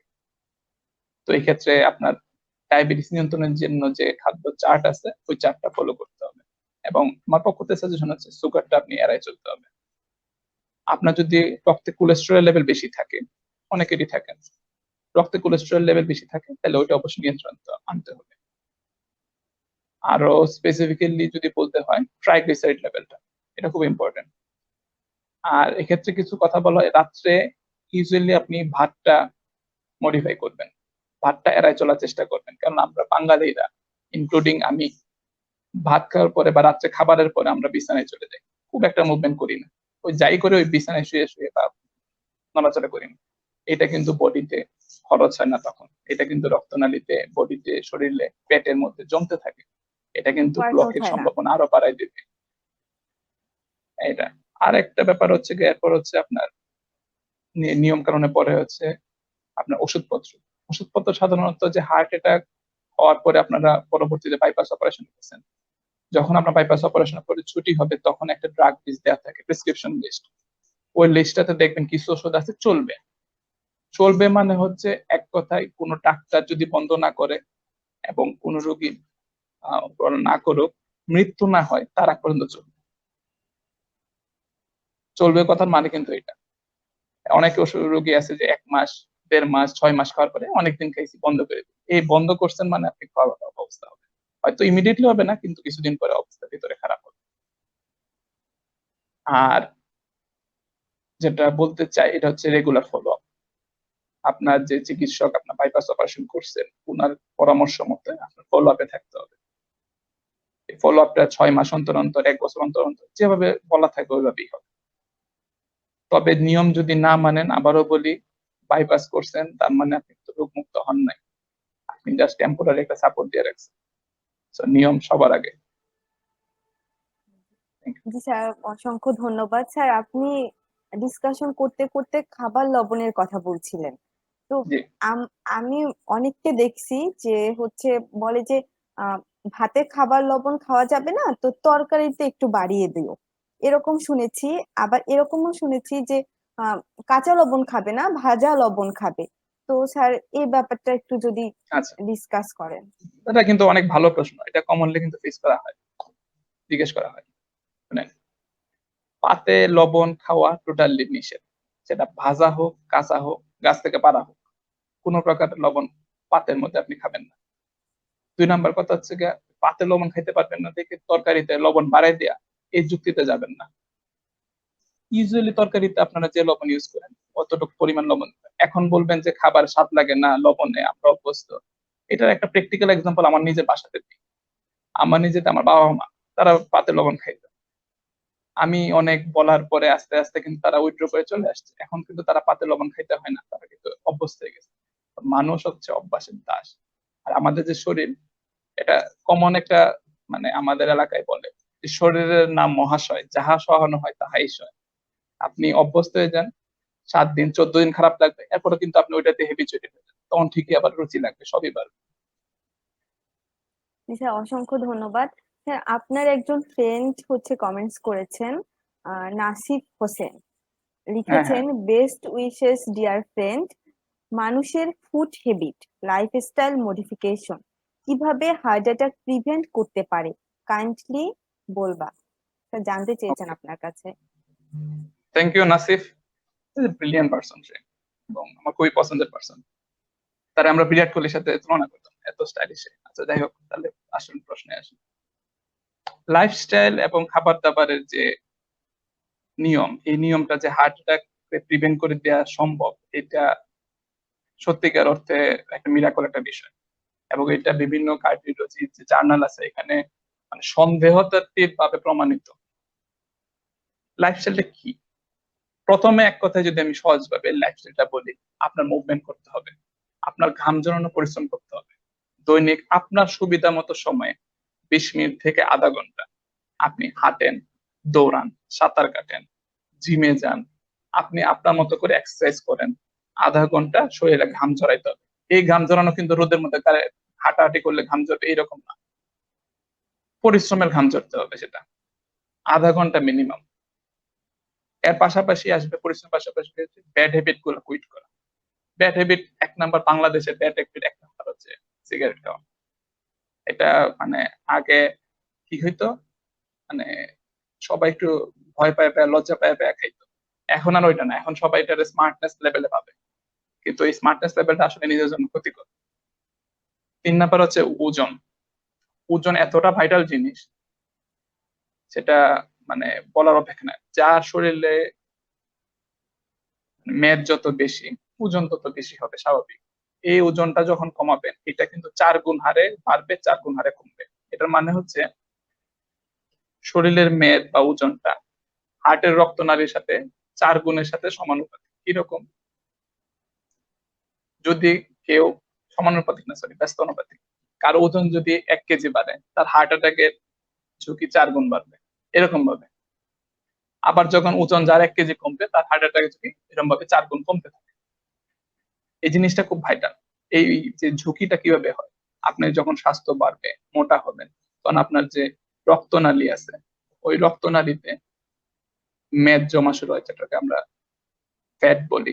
ওই রক্তনালীটাই, ফ্যাটটাই আলটিমেটলি ব্লকেট তৈরি করে, এবং ওই ব্লকটাই আপনাকে হার্ট অ্যাটাক করাবে। তো ওজন কমাইলে আপনি অনেক কিছু থেকে বেঁচে যাবেন। আর ওজন কমাইতে হলে শুধু হাঁটাহাঁটি করলে হবে না, অবশ্যই অবশ্যই ডায়েটে ঝুঁক দিতে হবে। ডায়েট মানে কি? অনেকে ডায়েট বলতে ভাবে যে মানে ডায়েটারি কাউন্সিলের কাছে যাইতে হবে, হ্যান করতে হবে, ত্যান করতে হবে, অনেক কিটো ডায়েট, মডিফাইড আরো ব্লা ব্লা ব্লা। আপনি নর্মালি থাকেন, আপনি একটা সেট আপ প্ল্যান তৈরি করেন। আপনার যে ওজন বাড়ছে, আপনি যে রিস্কে আছেন, এটা কিন্তু একদিনে হয় নাই। এটা তো সত্যি কথা। আপনি তো 1 মাসে তো হঠাৎ করে মোটা হয়ে যান নাই ইউজুয়ালি, যদি আপনার অন্য কোনো রোগ না থেকে থাকে। তো এক্ষেত্রে আপনার দীর্ঘমেয়াদী সময় নিতে হবে, 3 মাস, 6 মাস এরকম, বা 1 বছর, এই মেয়াদি প্ল্যান নিতে হবে। এবং খাবারটাতে আপনি কার্বোহাইড্রেটের পরিমাণ কমাই দিবেন, প্রোটিনের পরিমাণটা বাড়াই দিবেন। অনেকে বলে ফ্যাটের পরিমাণটা বাড়াই দেবেন, ফ্যাটের পরিমাণ বাড়াইতে যায় না। এমনি আপনার শরীরের মধ্যে ফ্যাট বেশি, ওইটার উপর বেস করে আপনি হেলদি ফ্যাটের উপর জোর দিতে গিয়ে ফ্যাট বাড়াই দিবেন, এটা কিন্তু আপনাকে ঝুঁকি বাড়াবে। আরেকটা কথা হচ্ছে ইটিং টু মাচ হেলদি, মানে আপনারা কি হয় যে দেখি যে এই বাদাম খা, বাদাম তো খুব ভালো, খাইতে খাইতে এমন বাদামই খাইতে থাকে সে, মানে অন্য কিছু ছাড়াই যায়। মানে আপনি ভাত খেলে না যতটুকু ঝুঁকি হইতো, এত পরিমাণ বাদাম খায় সে ওই ঝুঁকিরও ক্রস করে যায়। কোনো কিছু বেশি ভালো না, আবার কোনো কিছু একদম কম ছেড়ে দেওয়া ভালো না। কেন এটা বললাম, কিটো ডায়েটের মধ্যে কার্বোহাইড্রেট টোটালি অ্যাভয়েড করা হয়। আমরা সাধারণত এইটা চাইতে দিই না, বিশেষ করে হার্টের রোগী যারা বা হার্টের রিস্ক ফ্যাক্টর যারা আছে, কিটো ডায়েটে আপনারা যাইতে চান না। ওজন দ্রুত কমাই দিবে, আপনার মৃত্যুর দিকে তাড়াতাড়ি নিয়ে যাবে। আপনি কি করবেন, মডিফাইড ডিয়েটে যাবেন, কার্বোহাইড্রেট একদম বাদ দিবেন না, কার্বোহাইড্রেট অল্প পরিমাণে নেবেন, অল্প পরিমাণে কার্বোহাইড্রেট, প্রোটিনটা একটু উপরে রাখবেন, আর হচ্ছে ফ্যাটের পরিমাণটা মিনিমাম লেভেলে রাখবেন। তাহলে আপনার লাইফস্টাইলটা ঠিক থাকবে, ডায়েটটা ঠিক থাকবে। Thank you. হ্যাঁ স্যার, অসংখ্য ধন্যবাদ। স্যার, রিসেন্টলি যে ব্যাপারটা হচ্ছে সেটা হলো যে মানে যাদের হচ্ছে অনেক বেশি ওয়েট গেইন হচ্ছে, তো অনেকে কি করে যে খুব তাড়াতাড়ি চায় যে তার ওয়েট লসটা খুব তাড়াতাড়ি হোক। তো দেখা যায় যে এটা করতে যে সে হচ্ছে মানে খুব রাফ জিম করে বা খুব রাফ লাইফস্টাইল মেনটেন করে। তো সেক্ষেত্রে কি হার্ট অ্যাটাকের সাথে কোনো কানেকশন আছে? খুব ভালো প্রশ্ন করছেন, সময় উপযোগী প্রশ্ন। যখনই আপনি এরকম রাফ ডায়েটে যাবেন বা ভিগারাস কোন এক্সারসাইজে রেগুলার যাবেন, ভিগারাস বলতে নর্মাল যেটা তার থেকে খুব বেশি পরিমাণে যদি যাবেন, তাহলে আপনার বডিতে ফ্যাটি অ্যাসিড ফর্মেশন বেশি হইতে থাকে, সার্কুলেটিং ফ্যাটি অ্যাসিড বেড়ে যায়। কার্বোহাইড্রেট তো ইউজ হইতে পারে না, কারণ আপনি তো ওইদিকে লো কার্বোহাইড্রেট নিচ্ছেন বা একদম কার্বোহাইড্রেট নিচ্ছেন না, তখন বডি তো ফুল দরকার, বডির তো নিজের জ্বালানি দরকার, আপনার ব্রেনের তো নিজের জ্বালানি দরকার, ওইটার জন্য তারা ফ্যাটি অ্যাসিড ভাঙতে থাকে শরীর থেকে। মানুষ ভাবে যে আমি তো ফ্যাট ভাঙতেছে, আমি শুকাচ্ছি, কিন্তু এই যে সার্কুলেশনে যে মানে ব্লাড সাপ্লাই এর মধ্যে যে ফ্যাটি অ্যাসিডটা বাড়তে থাকে, এইটা কিন্তু আলটিমেটলি আপনার হার্টে রক্তনলীতে জমতে থাকবে এবং একটা সময় রক্তনলী ব্লক করে দিবে। তো এই ক্ষেত্রে কোনো কিছুই এক্সট্রিমে যাওয়া যাবে না। আচ্ছা, অসংখ্য ধন্যবাদ। স্যার, আহ, একজন কমেন্টস করেছেন, মেবি আপনার বোন হয়, আপনাকে অ্যাপ্রিসিয়েশন মূলক কমেন্টস করেছেন। নামটা পুরি, আনান্না মোদক প্রমি। প্রমি, সে হ্যাঁ, আমার লিখেছেন, ছোট বোন। হ্যাঁ, অ্যামেজিং এক্সপ্লানেশন দাদা ভাই। আরো কয়েকটা কমেন্টস করেছেন আপনাকে অ্যাপ্রিসিয়েশন করে। সেও মেডিকেল স্টুডেন্ট, সেকেন্ড ইয়ারে পড়ে, ভালো স্টুডেন্ট। ধন্যবাদ আমাদের সাথে সংযুক্ত থাকার জন্য, আমাদের প্রোগ্রামে কমেন্টস করার জন্য। স্যার, আমরা পরবর্তী কোশ্চেনে যাব। সেটা হলো, রফিকুল ইসলাম জানতে চেয়েছেন, কফি কফি ওকে, কফি কি হার্ট অ্যাটাক এবং স্ট্রোকের ঝুঁকি বাড়িয়ে দেয়? ভালো প্রশ্ন করছেন। কফি, চা, এগুলাতে কিন্তু ক্যাফেইন আছে, কফিতে বেশি ক্যাফেইনটা। কফি যদি আপনি খান, দুইটা জিনিস হবে। একটা হচ্ছে গিয়ে আপনার হার্টের গতি বেড়ে যাবে, হার্টের গতি যদি বাড়ে, হার্টের বেশি বেশি কাজ করতে হচ্ছে, হার্টের কাজ যদি বেশি করতে হয়, হার্টের উপর চাপও বাড়বে, হার্ট অ্যাটাকের ঝুঁকি বাড়বে অবশ্যই। আপনি কফি খেতে পারেন অবশ্যই, কিন্তু সেটা মিনিমাম লেভেলে। আর আপনারা সবার প্রতি বলি, অনেকেই আছে যে কফি একদিন যদি খায় বা রাতে বা সন্ধ্যায় যদি কফি খায়, সারা রাত বসে থাকে সে, ঘুম হয় না তার ক্যাফেইনের কারণে। এটা করতে যায় না, কারণ ঘুমটা খুব জরুরি, জরুরি বলতে খুবই জরুরি। মিনিমাম দিনে 5 থেকে 6 ঘন্টা আপনার ঘুমাইতে হবে। এই কফি চা যদি খান, এই ঘুমটা কিন্তু হবে না। আর অনেকে আছে যে কফি খায় আর সাথে সাথে ঘুমাই যেতে পারেন, এটা হিসাব আলাদা। কিন্তু ক্যাফেইনটা এক্সেস লেভেলে ভালো না, ক্যাফেইনটা আপনি মিনিমাম লেভেলে রাখবেন। আপনি সতেজতার জন্য অল্প অল্প খেতে পারেন, কিন্তু এটাতে এডিক্টেড হওয়া যাবে না। Thank you. হ্যাঁ, অসংখ্য ধন্যবাদ। দর্শকদের উদ্দেশ্যে বলছি, আজকে আমাদের আলোচনার বিষয়বস্তু হলো হার্ট অ্যাটাক কি, কারণ এবং চিকিৎসা। এই বিষয়ে আলোচনা করার জন্য আমাদের সাথে সংযুক্ত হয়েছে অত্যন্ত সম্মানিত একজন বিশেষজ্ঞ চিকিৎসক। আপনাদের যদি এ বিষয়ে কোনো কিছু জিজ্ঞাসা থাকে তাহলে আপনারা আমাদেরকে কমেন্টস এর মাধ্যমে জানাতে পারেন। স্যার, পরবর্তী কোশ্চেনে যাব। সেটা হলো যে আহ জাহিদুল ইসলাম জানতে চেয়েছেন। আচ্ছা, ও হ্যাঁ, আরেকটা কোশ্চেন স্যার, নাইট্রেটস ইউজ করলে কিভাবে অ্যানজাইনাল পেইন রিলিভ হয়? আচ্ছা, নাইট্রেট ইউজ করলে বলতে করতে সাধারণত অ্যাঞ্জেনাল পেন নাইট্রোগ্লিসারিন স্প্রে এর কথা বলা হয় ইউজুয়ালি, কারণ সাথে সাথে অ্যাঞ্জেনা পেনটা যদি কমায়। এটা দিলে কি হয়, করোনারি আর্টারি যে রক্তনালী আছে ওই রক্তনালীটা ডাইলেট হয়, মানে যে সংকুচিত অবস্থায় ছিল এই সংকুচিত নালীটা একটু বড় হয়। বড় হলে কি হয়, ব্লাড সাপ্লাইটা দূরবর্তীতে আবার আগের মতো একটু পুরাপুরি না ঠিক হইলেও আগের তুলনায় মানে ব্লক থাকা অবস্থায় যেরকম এরোপেসিস ছিল ওইটা ইমপ্রুভ করে। ইমপ্রুভ করলে ব্লাড একটু বেশি যায়, তাইলে কি হয়, ব্লাড বেশি গেলে তার অ্যাঞ্জাইনা পেনটাও কমে আসে। এটা একটা কজ। দ্বিতীয় কজ হচ্ছে গিয়া যে নাইট্রোগ্লিসারিন মানে নাইট্রেট আর হচ্ছে গিয়া হার্টের উপর প্রিলোডটা কমায় দেয়। প্রিলোডটা কমালেই হয় হার্টের ভলিউম, হার্টের ব্লাডটা কম আসে, তুলনামূলক যে ভলিউম চলতেছিল নর্মালি ওটা থেকে ব্লাডটা ভলিউমটা একটু কম আসে। কম আসলেই হার্টের উপর চাপটা কম করে অ্যাঞ্জাইনা পেন রিলিভ হয়। অ্যাঞ্জাইনা বলতে বোঝায় হার্টের যে ব্যথাটা ওইটাকে অ্যাঞ্জাইনা বলে আর কি। সবার জন্য বলি। স্যার, থ্যাংক ইউ, অসংখ্য ভালো ধন্যবাদ। কোয়েশ্চেন। স্যার, জাহিদুল ইসলাম আরেকটা কোশ্চেন জানতে চেয়েছেন। সেটা হলো যে ক্যালসিয়াম চ্যানেল ব্লকার কিভাবে হার্ট ফেইলারে কাজ করে, একটু বললে স্যার ভালো হয়। আচ্ছা, হার্ট ফেইলারে ক্যালসিয়াম চ্যানেল ব্লকার, আমরা একিউট হার্ট ফেইলার যদি থাকে ক্যালসিয়াম চ্যানেল ব্লকার আমরা ইউজ করতে না করি।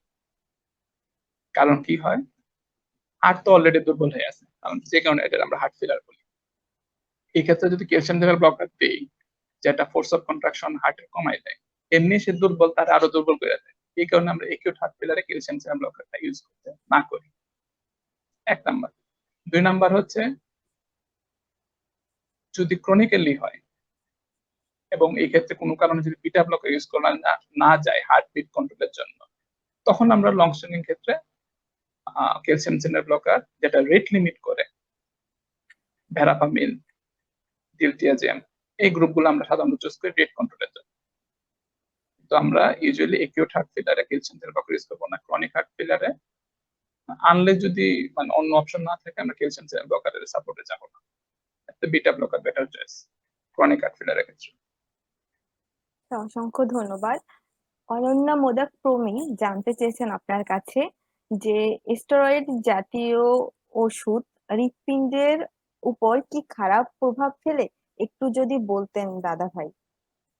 এটা ভালো একটা প্রশ্ন। এটা কেন ভালো প্রশ্ন, এটার পিছনে আরেকটা কারণ হচ্ছে স্টেরয়েডের ইউজটা। স্টেরয়েডের ইউজ কিন্তু বর্তমানে বিভিন্ন ভাবে ইউজ হচ্ছে। যেমন একটা হচ্ছে যে মহিলারা ওসিপি খায়, 12 পিল খায়, ওইটাও কিন্তু এক প্রকার স্টেরয়েড। এছাড়াও অনেকে বিভিন্ন যে অটো ইমিউনি ডিজিজের জন্য স্টেরয়েড খায়, অ্যাজমার জন্য, সিওপিডির জন্য, একিউট কন্ডিশন কমানোর জন্য স্টেরয়েড খায় ওনারা, এটা কিছু কন্ডিশন। হাড়ের ব্যথা কমানোর জন্য স্টেরয়েড খায়। এরপর অনেকে স্টেরয়েড খায় শরীর মোটা করার জন্য, বিশেষ করে যারা চিকন স্বাস্থ্যের তারা। আরেকটা খায় হচ্ছে, যেটা এখন রিসেন্টলি ওইটার মানে পরিমাণটা বাড়ছে, সেটা হচ্ছে জিমে যারা বডি বিল্ড করে, বডি অনেক হিউজ করতে চায়, তারা স্টেরয়েড খায়। এই গ্রুপগুলোর জন্য বলবো, যদি আপনার জন্য ম্যান্ডেটরি না হয় আপনি স্টেরয়েড খাবেন না। যেমন ম্যান্ডেটরি কি রকম, আপনি উরাল পিলের কিন্তু অল্টারনেটিভ আপনার কাছে আছে, এটা আপনি অল্টারনেটিভে ইউজ করতে পারেন। দুই নাম্বার হচ্ছে গিয়ে অটো ইমিউনো ডিজিজ যারা, তাদের কিন্তু স্টেরয়েড ছাড়া অন্য কোনো উপায় ইউজুয়ালি নাই। তো এই ক্ষেত্রে আপনার কিছু করার নাই, এক্ষেত্রে আপনি স্টেরয়েড মিনিমাম ডোজ বা যেটা ডাক্তাররা প্রেসক্রাইব করবে এর বেশি যাওয়া যাবে না। এবং ডাক্তাররা সাধারণত ডিউরেশনে প্রেসক্রাইব করে, এমন না যে আপনি কন্টিনিউ খেয়ে যাবেন, এরকম না। তো ওই ডিউরেশনটা বেশি ক্রস করবেন না।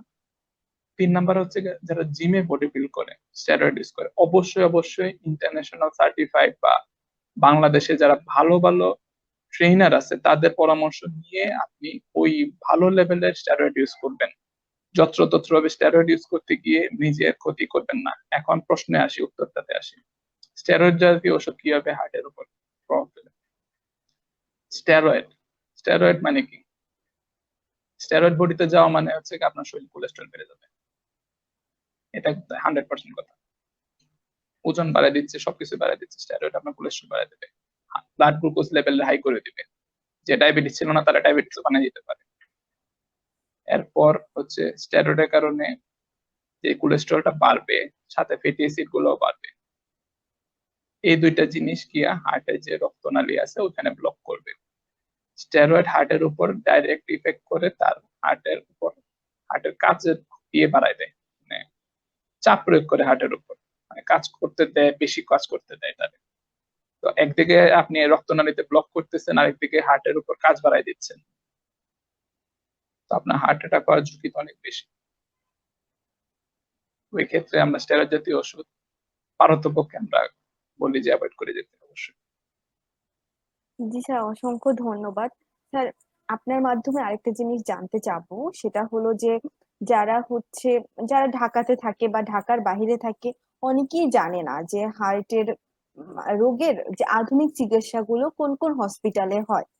তো স্যার, আপনার মাধ্যমে জানতে চাবো যে একচুয়ালি হার্টে অসুখ হলে পেশেন্টরা কোথায় আসবে, কোন হসপিটালে যাবে বা কার কাছে যাবে? আচ্ছা, একদম সহজভাবে বললে, যেসব হসপিটালে আপনার যদি চেস্ট পেইন হয়, বুকে ব্যথা হয়, আপনার নিয়ার বাই হসপিটাল প্রথমে যেতে হবে, গিয়ে এক্সপোর্ট করে নেবেন এটা হার্টের সমস্যা কিনা। যদি দেখা যায় হার্টের সমস্যা, বা ডাক্তার সাহেব যদি আপনাকে বলে যে হার্টের রোগ, আপনি ভালো হসপিটালে শিফট হন। অবশ্য অবশ্যই আপনি ওই হসপিটালে যেতে হবে যেসব হসপিটালে সিসিইউ আছে, করোনারি কেয়ার ইউনিট, এই লেভেল ওয়ালা যে হসপিটাল গুলো আছে, সরকারি বেসরকারি যে হসপিটাল গুলো আছে, ওইগুলাতে আপনি ইউজুয়ালি নিয়ে যাবেন। আর যদি এনজিওগ্রামের প্ল্যান থাকে, তাহলে বিভাগীয় লেভেলে যে বড় বড় হসপিটাল গুলো আছে, এখন জেলা লেভেলেও কয়েকটা জায়গায় চলে আসছে, ওইসব জায়গায় আপনার এনজিওগ্রামের জন্য নিতে হবে। ইমিডিয়েটলি যদি নিতে হয় তাহলে সিসিইউ যে হাসপাতালগুলোতে আছে ওই হাসপাতালে যেতে হবে, মানে হার্টের বিভাগ যেটাতে আছে। আর যদি এনজিওগ্রামের জন্য নিতে হয়, বিভাগীয় কতিপয় জেলা লেভেলে আছে। বিভাগীয় লেভেলে যেটা জাতীয় ইনস্টিটিউট আমরা বলি, জাতীয় হৃদরোগ ইনস্টিটিউট এনআইসিভিটি, সোহরাওয়ার্দী মেডিকেল কলেজের পাশেই, ওইটাতে আমিও ট্রেনিং করছিলাম। তো ওই জায়গায় হচ্ছে মাদার ইনস্টিটিউট, জাতীয় লেভেলে সরকারি ভাবে পসিবল যেটা, ওইখানে আপনি নিতে পারেন। এছাড়াও ঢাকা মেডিকেল কলেজ আছে, পিজি হাসপাতাল যেটা পরিচিত বিএসএম, ওইখানে ইমার্জেন্সি সেন্টার আছে। সরকারি হাসপাতাল যেগুলো আছে ওগুলো তো সিসিউ ওয়ালা যে হাসপাতাল, ঢাকার যে হসপিটাল মেডিকেল কলেজ হসপিটাল গুলো আছে সিসিউ আছে, ওগুলোতে নিতে পারেন। প্রাইভেট লেভেলে মোটামুটি আমরা ভালো ভালো নামওয়ালা যে হসপিটাল গুলো জানি, লেভিট, United, Square, Universal, Square, Anwar Bangla Khan. Specialise hospital, Anwar Khan, সবগুলাতেই এনজিওগ্রামের সুবিধা আছে, এবং ওইগুলাতে সিসিও সবই আছে। তো তাদের ক্ষেত্রে আপনি যেতে পারেন, ভরসা করতে পারেন, ভালো জায়গায়। সাল্লাহ যথেষ্ট নলেজেবল পারসন এখানকার। স্যার, অসংখ্য ধন্যবাদ। স্যার, আরেকটা টার্ম আমরা কম বেশি সবাই শুনে থাকি, সেটা হলো যে সাইলেন্ট হার্ট অ্যাটাক। স্যার, এই বিষয়টা নিয়ে যদি স্যার একটু কথা বলেন। ভেরি গুড, চমৎকার একটা প্রশ্ন। সাইলেন্ট হার্ট অ্যাটাক, নামে বুঝতে পারতেছেন সাইলেন্ট হার্ট অ্যাটাক হয়েছে, কিন্তু সে সাইলেন্ট আছে। সাইলেন্ট মানে কি? নীরব থাকবে। নীরবটা কিরকম থাকে? সে কোনো লক্ষণ প্রকাশ করবে না, মানে যেটা দেখে আপনি বুঝবেন যে আপনার হার্ট অ্যাটাক হয়েছে, বা আপনার পরিচিত মানুষের হার্টের সমস্যা হয়েছে, ওই জিনিসটা আপনি বুঝতে পারবেন না, কিন্তু তার ভিতর হার্ট অ্যাটাক হয়েছে। তাহলে এটা কিভাবে প্রকাশ পাবে? সাধারণত প্রকাশ পায় দুইটা জিনিস। হার্ট অ্যাটাকের যখন কমপ্লিকেশন গুলো হয়, মানে হার্ট অ্যাটাকের পরে যে জটিলতা গুলা হয়, ওই জটিলতা গুলা লক্ষণ আসে। হার্ট অ্যাটাকে নিজের সমস্যা আসে না, কিন্তু হার্ট অ্যাটাকের যে জটিলতা হয় ওইগুলা সমস্যা আসে। ওগুলার মাধ্যমে তখন মানে ধারণা করি বা আমরা বুঝতে পারি যে এটা সাইলেন্ট হার্ট অ্যাটাক।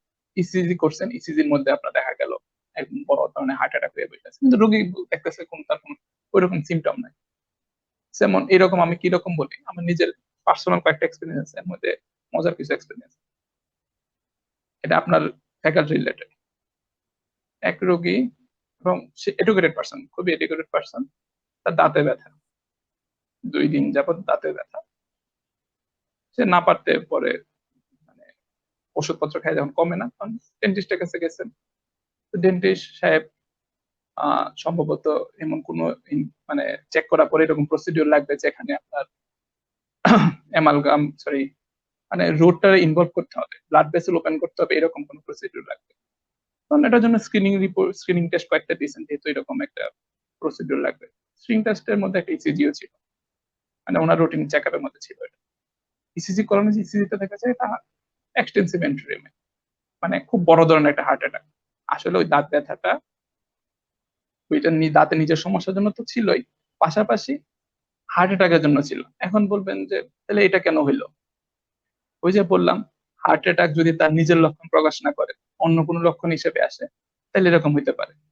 অনেক রোগী আছে শুধু গলায় ব্যথা, চোয়ালে ব্যথা করতেছে, অ্যাক্সিডেন্টাল স্থিতিতে তার হার্ট অ্যাটাক ধরা পড়ে। এগুলো কিছু ভিজিবল। এরপর আপনি যদি আসেন, হ্যালো, জি জি, শুনতে পাচ্ছি, বলেন। প্রশ্নটা একটু আবার বলেন তো। সাইলেন্ট হার্ট প্রশ্ন, অ্যাটাক নিয়ে কথা হ্যাঁ হ্যাঁ, বলছিলাম। Sinus attack. সাইনাস অ্যাটাকের কাজ সাধারণত তিনটা, মানে প্রকারভেদ। এক নম্বর প্রকারভেদ হচ্ছে যদি পেশেন্ট ডায়াবেটিক থাকে, ডায়াবেটিক বা অটোনমিক নিউরোপ্যাথিক কিছু ডিজিজ আছে, এইসব ডিজিজ যদি থাকে, রোগীর নার্ভ গুলো এমন ভাবে ড্যামেজ হয় যে রোগী কোনো সিমটম পায় না। সিমটম আমরা কি জানি সাধারণত, হার্ট অ্যাটাকের সিমটম হচ্ছে বুকে ব্যথা হওয়া। আর যদি আপনার নার্ভ গুলো ড্যামেজ হয়ে থাকে, ব্যথা কেউ তৈরি করতে পারে না, ব্যথা হয় না তার। এটা হচ্ছে ডায়াবেটিক পেশেন্ট। অথবা কোনো রোগী আগে একবার হার্ট অ্যাটাক হয়েছিল, কখনো তো হার্ট অ্যাটাক হয়েছিল, ট্রিটমেন্ট পাচ্ছিল, এর মধ্যে তো আবার আরেকটা নতুন একটা হার্ট অ্যাটাক হয়েছে হার্টের অন্য জায়গাতে। তো ওই যে হার্টের সাপ্লাইং যে নার্ভ গুলো ছিল ওগুলো তো ড্যামেজ হয়ে গেছে, এখন তো আর নার্ভ ড্যামেজ হয়ে গেছে, ব্যথা তো যায় না, তখন এটা silent heart attack. Silent heart attack গুলোকে আমরা সবচেয়ে বেশি ডেঞ্জারাস বলি, কারণ হচ্ছে রোগী লক্ষণ যদি প্রকাশ না পায়, রোগী সাধারণত দেরি করে আসে, আর দেরি করে আসলে কমপ্লিকেশন গুলো বেশি হয়। জি স্যার, অসংখ্য ধন্যবাদ। স্যার, এমডি দিলওয়ার হোসেন জানতে চেয়েছেন, স্যার আমি গার্মেন্টস কর্মী, আমার শ্বাসকষ্টের সমস্যা, আমার নাম দেলোয়ার, আর সব সময় বুকে। আ- আচ্ছা, আর কি খাইলে সমস্যা চলে যাবে আমাকে একটু জানাবেন। সে আচ্ছা, একজন ধন্যবাদ। গার্মেন্টস কর্মী, তার শ্বাসকষ্টের সমস্যা, সে জানতে চেয়েছেন যে কি খেলে তার শ্বাসকষ্টটা কমে যাবে। আচ্ছা, যে কোনো রোগ যদি আপনি চিকিৎসা করতে চান বা কমাইতে চান, আপনার যাইতে হবে এটা কারণটা কি, এটা খুঁজতে হবে। এটা হচ্ছে এক নাম্বার কথা। আপনার শ্বাসকষ্ট কেন হচ্ছে?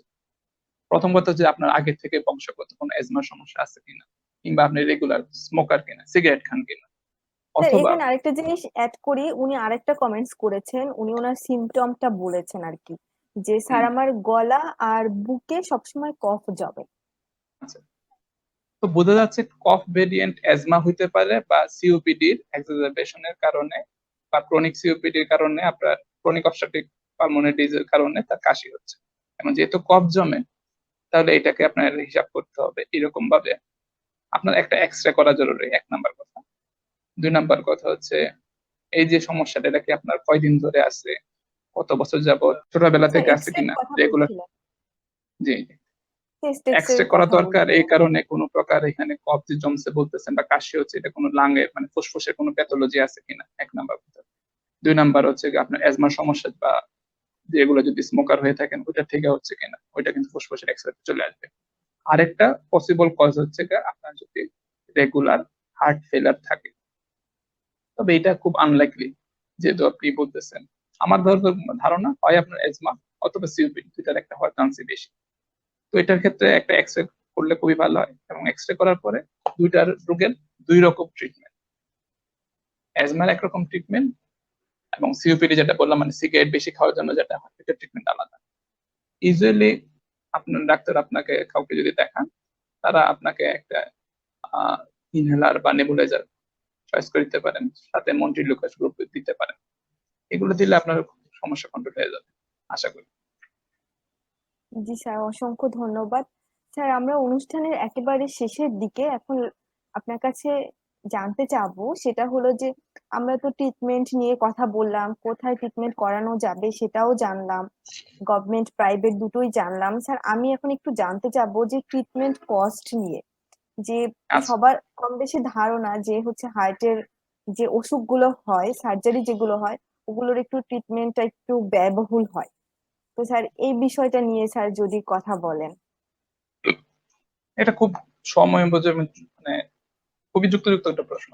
কারণ বাংলাদেশের মানুষ সবাই কিন্তু হার্টের ট্রিটমেন্ট ওইভাবে অ্যাফোর্ড করতে পারে না। বিশেষ করে যদি কারো বাইপাস অপারেশন লাগে, কিংবা যদি রিং লাগে, এনজিওগ্রাম করে, আমরা যেটা স্টেন্টিং বলি সাধারণত, আমরা মেডিকেল যারা সাধারণ মানুষের কাছে রিং বললে এরা সহজে ধরতে পারে বিষয়টা। তো যাই হোক, তো রিং এর ব্যাপারটা এবং রিং এর কারণে যে প্রসিডিউর বা ওইখানে থাকতে যে খরচটা, আপনার যদি সামর্থ্য থাকে একরকম জায়গায়, আর যদি সামর্থ্য কম থাকে একরকম। সামর্থ্য যদি আপনার কম থাকে আপনি সরকারি হাসপাতালে যাবেন, সাধারণত ঢাকা মেডিকেল, জাতীয় হৃদরোগ ইনস্টিটিউট, আহ সলিমুল্লাহ মেডিকেল কলেজ ঢাকার মধ্যে, আর অন্যান্য জায়গাগুলোতে বিভাগীয় শহরে যে সরকারি মেডিকেল কলেজ আছে বা হাসপাতাল আছে, ওখানে কম পয়সায় চিকিৎসা হয়। সাধারণত এনজিওগ্রামের শুধু এনজিওগ্রামের খরচে আপনার পড়বে 2 থেকে 2,500 টাকা মাত্র। এবং যদি কোনো প্রকার ইয়ে লাগে, রিং লাগে, রিং যদি লাগে তাহলে আপনার প্রাইস রেঞ্জ, বিভিন্ন রিং এর দাম অনুযায়ী রেঞ্জ হয়, বিভিন্ন দেশের কোয়ালিটি এক এক রকম হয়। সাধারণত পার রিং এ আপনার খরচ পড়বে অ্যারাউন্ড 60 থেকে 1.5 লাখ টাকা পর্যন্ত। মানে কোয়ালিটি, দেশ, প্রসিডিউর উপর নির্ভর করে। এখন এটা বলার কারণ হচ্ছে এটা পার রিং এর খরচ কিন্তু এটা। দ্বিতীয় হচ্ছে প্রসিডিউর করার সময় কিছু যন্ত্রপাতি এক্সট্রা লাগতে পারে, অনেকের লাগে। ওই ক্ষেত্রে কিছু আরো 15 থেকে 30 হাজারের টার্ন ওভার এদিক সেদিক হবে। যদি আপনার সামর্থ্য কম থাকে তাহলে আপনি এইসব হাসপাতালগুলোতে যাবেন। মোটামুটি যদি রিং লাগে আপনার সবকিছু মিলে একের মধ্যে হয়ে যাওয়ার কথা ইউজুয়ালি। আর যদি আপনার সামর্থ্য ভালো থাকে তাহলে হাইফাই হসপিটাল গুলো আছে। হাইফাই হসপিটাল বলতে বোঝাচ্ছি ওইখানে room, bed, servings, environment, facilities গুলো আর কি। হ্যাঁ এইগুলো আপনি পাবেন। এসি টেসি এগুলো বেশি পাবেন। ওইসব জায়গায় আপনার কস্ট স্বাভাবিক কারণে একটু বাড়বে, তাদের প্রসিডিউর চার্জও বাড়বে। তবে অন অ্যান অ্যাভারেজ আপনার মানে যদি ভিআইপি হসপিটাল যেগুলো আমরা জানি ওখানে যেটা সরকারিতে এরকম করবে, প্রাইভেটে গেলে 3 থেকে 4 গুণ করতে পারে। স্যার অসংখ্য ধন্যবাদ। স্যার যেহেতু আহ, আমরা হচ্ছে জানতে পারলাম ট্রিটমেন্ট কস্ট নিয়ে, স্যার এখানে আরেকটা কোশ্চেন ছিল আপনার কাছে। সেটা হলো যে গভর্নমেন্ট হসপিটাল গুলোর ক্ষেত্রে মোস্ট কমনলি একটা হচ্ছে কমপ্লেইন থাকে, যেটা হলো যে আমি দীর্ঘদিন ধরে হসপিটালে আছি, তো আমার সিরিয়াল আসতে আসতে অনেক দেরি হয়ে যাচ্ছে, হুম, মানে অপারেশনের ক্ষেত্রে এটা একটা মোস্ট হুম, কমন একটা সমস্যা। যদিও এখানে গভর্নমেন্ট হসপিটালের দোষ নেই, কারণ ওখানে তো অনেক অনেক পেশেন্ট ভর্তি হয়ে থাকে, অবশ্যই। যে আগে যাবে সে আগেই ট্রিটমেন্ট হ্যাঁ, পাবে, এটাই নিয়ম। তা আমার এখানে যে বিষয়টা জানার ছিল সেটা হলো যে যে থাকে না যে ইমিডিয়েটলি পেশেন্টের ট্রিটমেন্ট করানো দরকার, সেক্ষেত্রে কি ইমিডিয়েটলি ওই ধরনের ফেসিলিটিস থাকে গভর্নমেন্ট হসপিটালে? হ্যাঁ। আচ্ছা, ইমিডিয়েটলি যা ট্রিটমেন্ট দরকার হার্টের জন্য তার জন্য হচ্ছে জায়গা হচ্ছে সিসিইউ, করোনারি কেয়ার ইউনিট। যে পেশেন্টের ইমিডিয়েট ট্রিটমেন্ট দরকার তার সিসিইউর মধ্যে ভর্তি করে যা যা ইমার্জেন্সি লাগবে, যেমন কোনো পেশেন্টের যদি হার্ট অ্যাটাকের পরে তার প্রেশার ফল করে যায় একদম, হার্ট ফেলার ডেভেলপ করে, কিংবা কোনো প্রকার হার্টবিট এরিথমি আমরা বলি, অনেক বেশি রকম হার্টবিট হইতে থাকে বা হার্টের রেট অনেক কমে যায়, যেটা আমরা কন্ডাকশন ব্লক বলি, যে কারণে পেসমেকার লাগাইতে হয়। এইসব কন্ডিশন যদি হয়, এসবের জন্য সাপোর্টের জন্য সিসিইউ আছে। গভর্নমেন্টের হসপিটাল যে সবগুলোতে সিসিইউ আছে, সিসিইউতে এই ইমিডিয়েট ট্রিটমেন্টটা দেওয়া হয়। এখন যেটা বললেন বাইপাস অপারেশনের কথা, বাইপাস অপারেশনে গভর্নমেন্টের আসলে বড় সিরিয়াল পড়ে, এবং এটাই পড়বে কারণ স্বাভাবিক, কারণ বাংলাদেশে ম্যাক্সিমাম বা অনেক বড় একটা পোর্শন দরিদ্র সীমার নিচে আছে, গরিব পেশেন্ট এতটা এফোর্ড করতে পারে না, তারা গভর্নমেন্ট হসপিটাল ছাড়া অন্য কোনো জায়গা নেই। এইসব ক্ষেত্রে যে স্যাররা থাকেন, যে মানে যারা কন্ডাক্ট করেন, তাদের সাথে দেখা করলে যদি রোগীর সিরিয়াসনেস অনেক সময় খুব বেশি দেখে ইমার্জেন্সি বেসে, তারা ওইটা হিসাব করেন এবং তারা মনে করলে তখন তারা এটা আগে করাই দেন। দেখা গেল একজন পেশেন্ট মোটামুটি স্টেবল আছে, তার দেখা গেল আজকে ডেট আছে, তারটা একদিন পিছাই দিল। ওই জায়গায় যদি কোনো ইমার্জেন্সি রোগী থাকে তারা তাদের এখতিয়ারে এটা অনেক সময় করে দেন। এটা হচ্ছে কি, যারা মুমূর্ষু রোগী বা খুব বেশি খারাপ রোগী তাদের জন্য কনসিডার করা হয়। এটা গভর্নমেন্ট সব হসপিটালে করা হয় এবং এটা সত্যি কথা, আমার নিজেরই দেখা, এটা কনসিডার করা হয়। জি স্যার, স্যার অসংখ্য ধন্যবাদ। স্যার আমরা তো মোটামুটি সব বিষয় নিয়ে আলোচনা করলাম। স্যার আপনি ফলো আপের কথা কয়েকবার করে উল্লেখ করেছেন। এখন আমার আপনার কাছে যেটা কোশ্চেন সেটা হলো যে পেশেন্টের তো সার্জারি হলো, তাকে হচ্ছে রিলিজ করেও দেয়া হলো, তো যে ফলো আপের যে বিষয়টা থাকে, তো অনেক পেশেন্ট থাকে যে ফলো আপ নিতে আসে না, তো নিতে না আসলে পেশেন্টের কি কি সমস্যা হতে পারে? আচ্ছা, এটা ভালো কথা। প্রথম কথা হচ্ছে ফলো আপ নিতে কেন আসে না, এটা 1 নাম্বার কথা। 2 নাম্বার হচ্ছে কি কি সমস্যা হবে। কেন আসে না? কারণ হচ্ছে, প্রথম কথা হচ্ছে, এমন অবস্থা হয় যে পেশেন্টের বাড়ি বা তার পারিপার্শ্বিক অবস্থা গরিব, অথবা এমন জায়গায় থাকে যেখানে মুভমেন্ট করা এত পসিবল না। এসব কারণে অনেক সময় আসে না। অনেক সময় আছে পেশেন্টরা নিজেরা উদাসীন, বা পেশেন্টের যে আত্মীয় স্বজন আছে তারা অতটা খেয়াল করতে পারে না নিজেদের সমস্যার কারণে, ওই কারণে আসে না। আর কি কি সমস্যা হবে এটার জন্য বলা হচ্ছে, প্রথম সমস্যা হবে আপনি যদি ফলো আপে না থাকেন, আপনার যে ওষুধগুলো চলতেছিল এই ওষুধগুলো ঠিক মতো কাজ করতেছে কিনা। ইকোকার্ডিওগ্রাফির যে ফলো আপ, ওই ফলো আপটা করা যায় না যদি না আসে। তখন কি হয়, পেশেন্ট কিন্তু হার্ট ফেলিয়ারের দিকে যায়, পেশেন্টের শ্বাসকষ্ট শুরু হয়, পেশেন্টের বুকে ব্যথা কিন্তু ফিরে ফিরে আসতে থাকে। কারণ এমন ওষুধ আমরা দেই যে ওষুধগুলা যে সবসময় যে এবার ঠিক মতো কাজ করবে বা সবসময় পজিটিভ রেসপন্স দিবে তা কিন্তু না। অনেক সময় ওষুধের রিয়েকশন হয়। তো রিয়েকশন গুলো তো আপনার যে ডাক্তার সাহেব আপনাকে প্রেসক্রাইব করছে ওনারা দেখেন সবচেয়ে ভালো সমাধান আপনার এখানে পাবেন, ওই জিনিসটা থেকে আপনি মিস হবে। অনেক সময় আছে রোগীর প্রেশার ফল করে যায়, তারপরে রোগী প্রেশার ওষুধ খাইতেই থাকে, রোগী তো বুঝতে পারে না এত কিছু। তো জিনিসটা তখন আরো খারাপের দিকে যায়। কারো ডায়াবেটিস থাকে, তো ডায়াবেটিস আপনার নিয়ন্ত্রণে আছে কিনা এটা আপনি যদি রেগুলার চেক আপ না করান তাহলে আপনি বুঝবেন না। দেখা গেল যে ডায়াবেটিস নীল হয়ে গেছে, আপনি ইনসুলিন নিতেই আছেন, অথবা ডায়াবেটিস অনেক বেশি বেড়ে গেছে, আপনি মুখে খাওয়ার ওষুধ খাচ্ছেন, ডায়াবেটিস অনেক বেড়ে গেছে, ওই ডায়াবেটিস বেড়ে গিয়ে আবার একটা হার্ট অ্যাটাক করে বসে। আর সবচেয়ে বড় জিনিসটা হার্ট অ্যাটাকের সমস্যা, তো এটার মধ্যে সবচেয়ে ডেঞ্জারাস যে জিনিসটা এটা হচ্ছে সাডেন কার্ডিয়াক ডেথ। হঠাৎ করে রোগী মারা যায়, আপনি হয়তো ওই রকম সময় পাবেন না, বা রাতে ঘুমাইছে ঘুমের মধ্যেই শেষ। তো ওই জিনিসগুলো যদি আপনি ফলো আপে না আসেন, এগুলো হওয়ার চান্স খুবই বেশি। ফলো আপ জি মাস্ট। স্যার। জি স্যার, অসংখ্য ধন্যবাদ। স্যার, আমরা অনুষ্ঠানের একেবারে শেষের দিকে, তো অনেক অনেক কমেন্টস এসেছিল, অনেকে জানতে চেয়েছেন স্যার আপনার পার্সোনাল কোনো চেম্বার আছে কিনা। স্যার, আপনি যদি আচ্ছা, আমাদের অনুষ্ঠানের মাধ্যমে তাদেরকে জানান।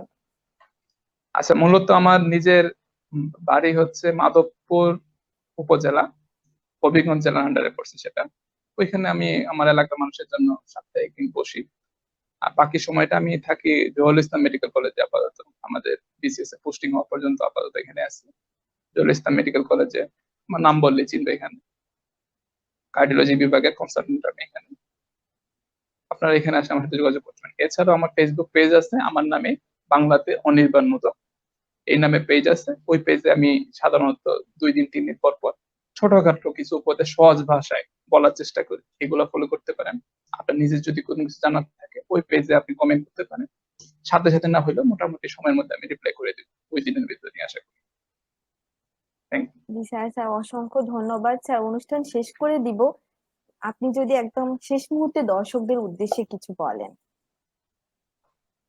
আচ্ছা, ধন্যবাদ।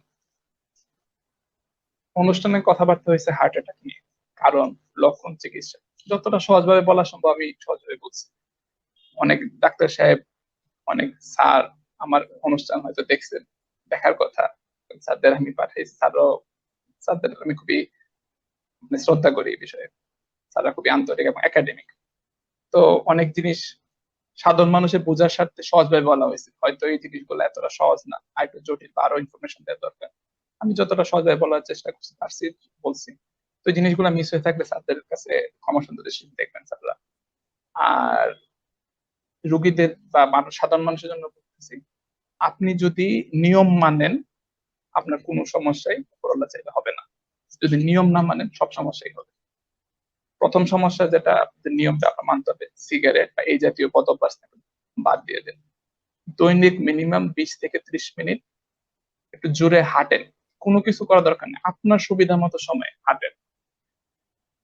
আপনার সকালে ভালো লাগে না, তখনই ইচ্ছা, তখন রাত্রেবেলা খাবার পরে মনে হয় হাঁটেন, সমস্যা নেই। আপনি মনে করেন সাপোজ আপনার হাঁটার ওইরকম অবস্থা নেই, বিশেষ করে মহিলা মানুষ হাঁটতে পারেন, আপনার রুমের মধ্যে, আপনার বাসার ছাদের মধ্যে আপনি হাঁটেন, ধরে ধরে আপনি হাঁটেন। আপনি কিছু করতে পারেন না, আপনি মনে করেন অল্প বয়সে যারা, তারা বাসায় দড়ি লাফ দিতে পারে, এটা একটা খুব চমৎকার একটা ব্যায়াম। এটা আপনি যদি করেন 20 থেকে 30 মিনিট করেন, শরীরে ঘাম ঝরবে, এটা আপনি করবেন। আর যে কোনো কিছু যদি ওজন নিয়ন্ত্রণ করতে চান, এই জিনিসটা করতে হবে। ওজন নিয়ন্ত্রণ করতে চান, একটা দীর্ঘমেয়াদী প্ল্যান নেন, কোনো প্রকার মানে শর্টকাট টেকনিকে যান না। আপনি একদম কার্বোহাইড্রেট বাদ দিয়ে সেটা বিপদে পড়েন না। অবশ্যই ব্যালেন্স ডায়েটে চলতে হবে। আর পরিশ্রম করবেন, একটা কথা আছে, ব্যবসায়ীর মতো চলবেন। ব্যবসায়ীরা কেমন চলে? আয়ের চেয়ে যখন ব্যয় বেশি হবে তখনই আপনার লস হবে। তো ওজনের ক্ষেত্রে সেম, আপনি যা ইনটেক করবেন তার থেকে বেশি যদি খরচ করতে পারেন আপনার ওজন কমবে। আর ওজন কমানোর মধ্যে প্রথমে 1 মাসে কখনোই কোনো পার্থক্য বুঝবেন না। আপনি 3 মাস 6 মাস একই নিয়ম ফলো করেন, ভালো থাকার নিয়ম, আপনি ভালো থাকবেন।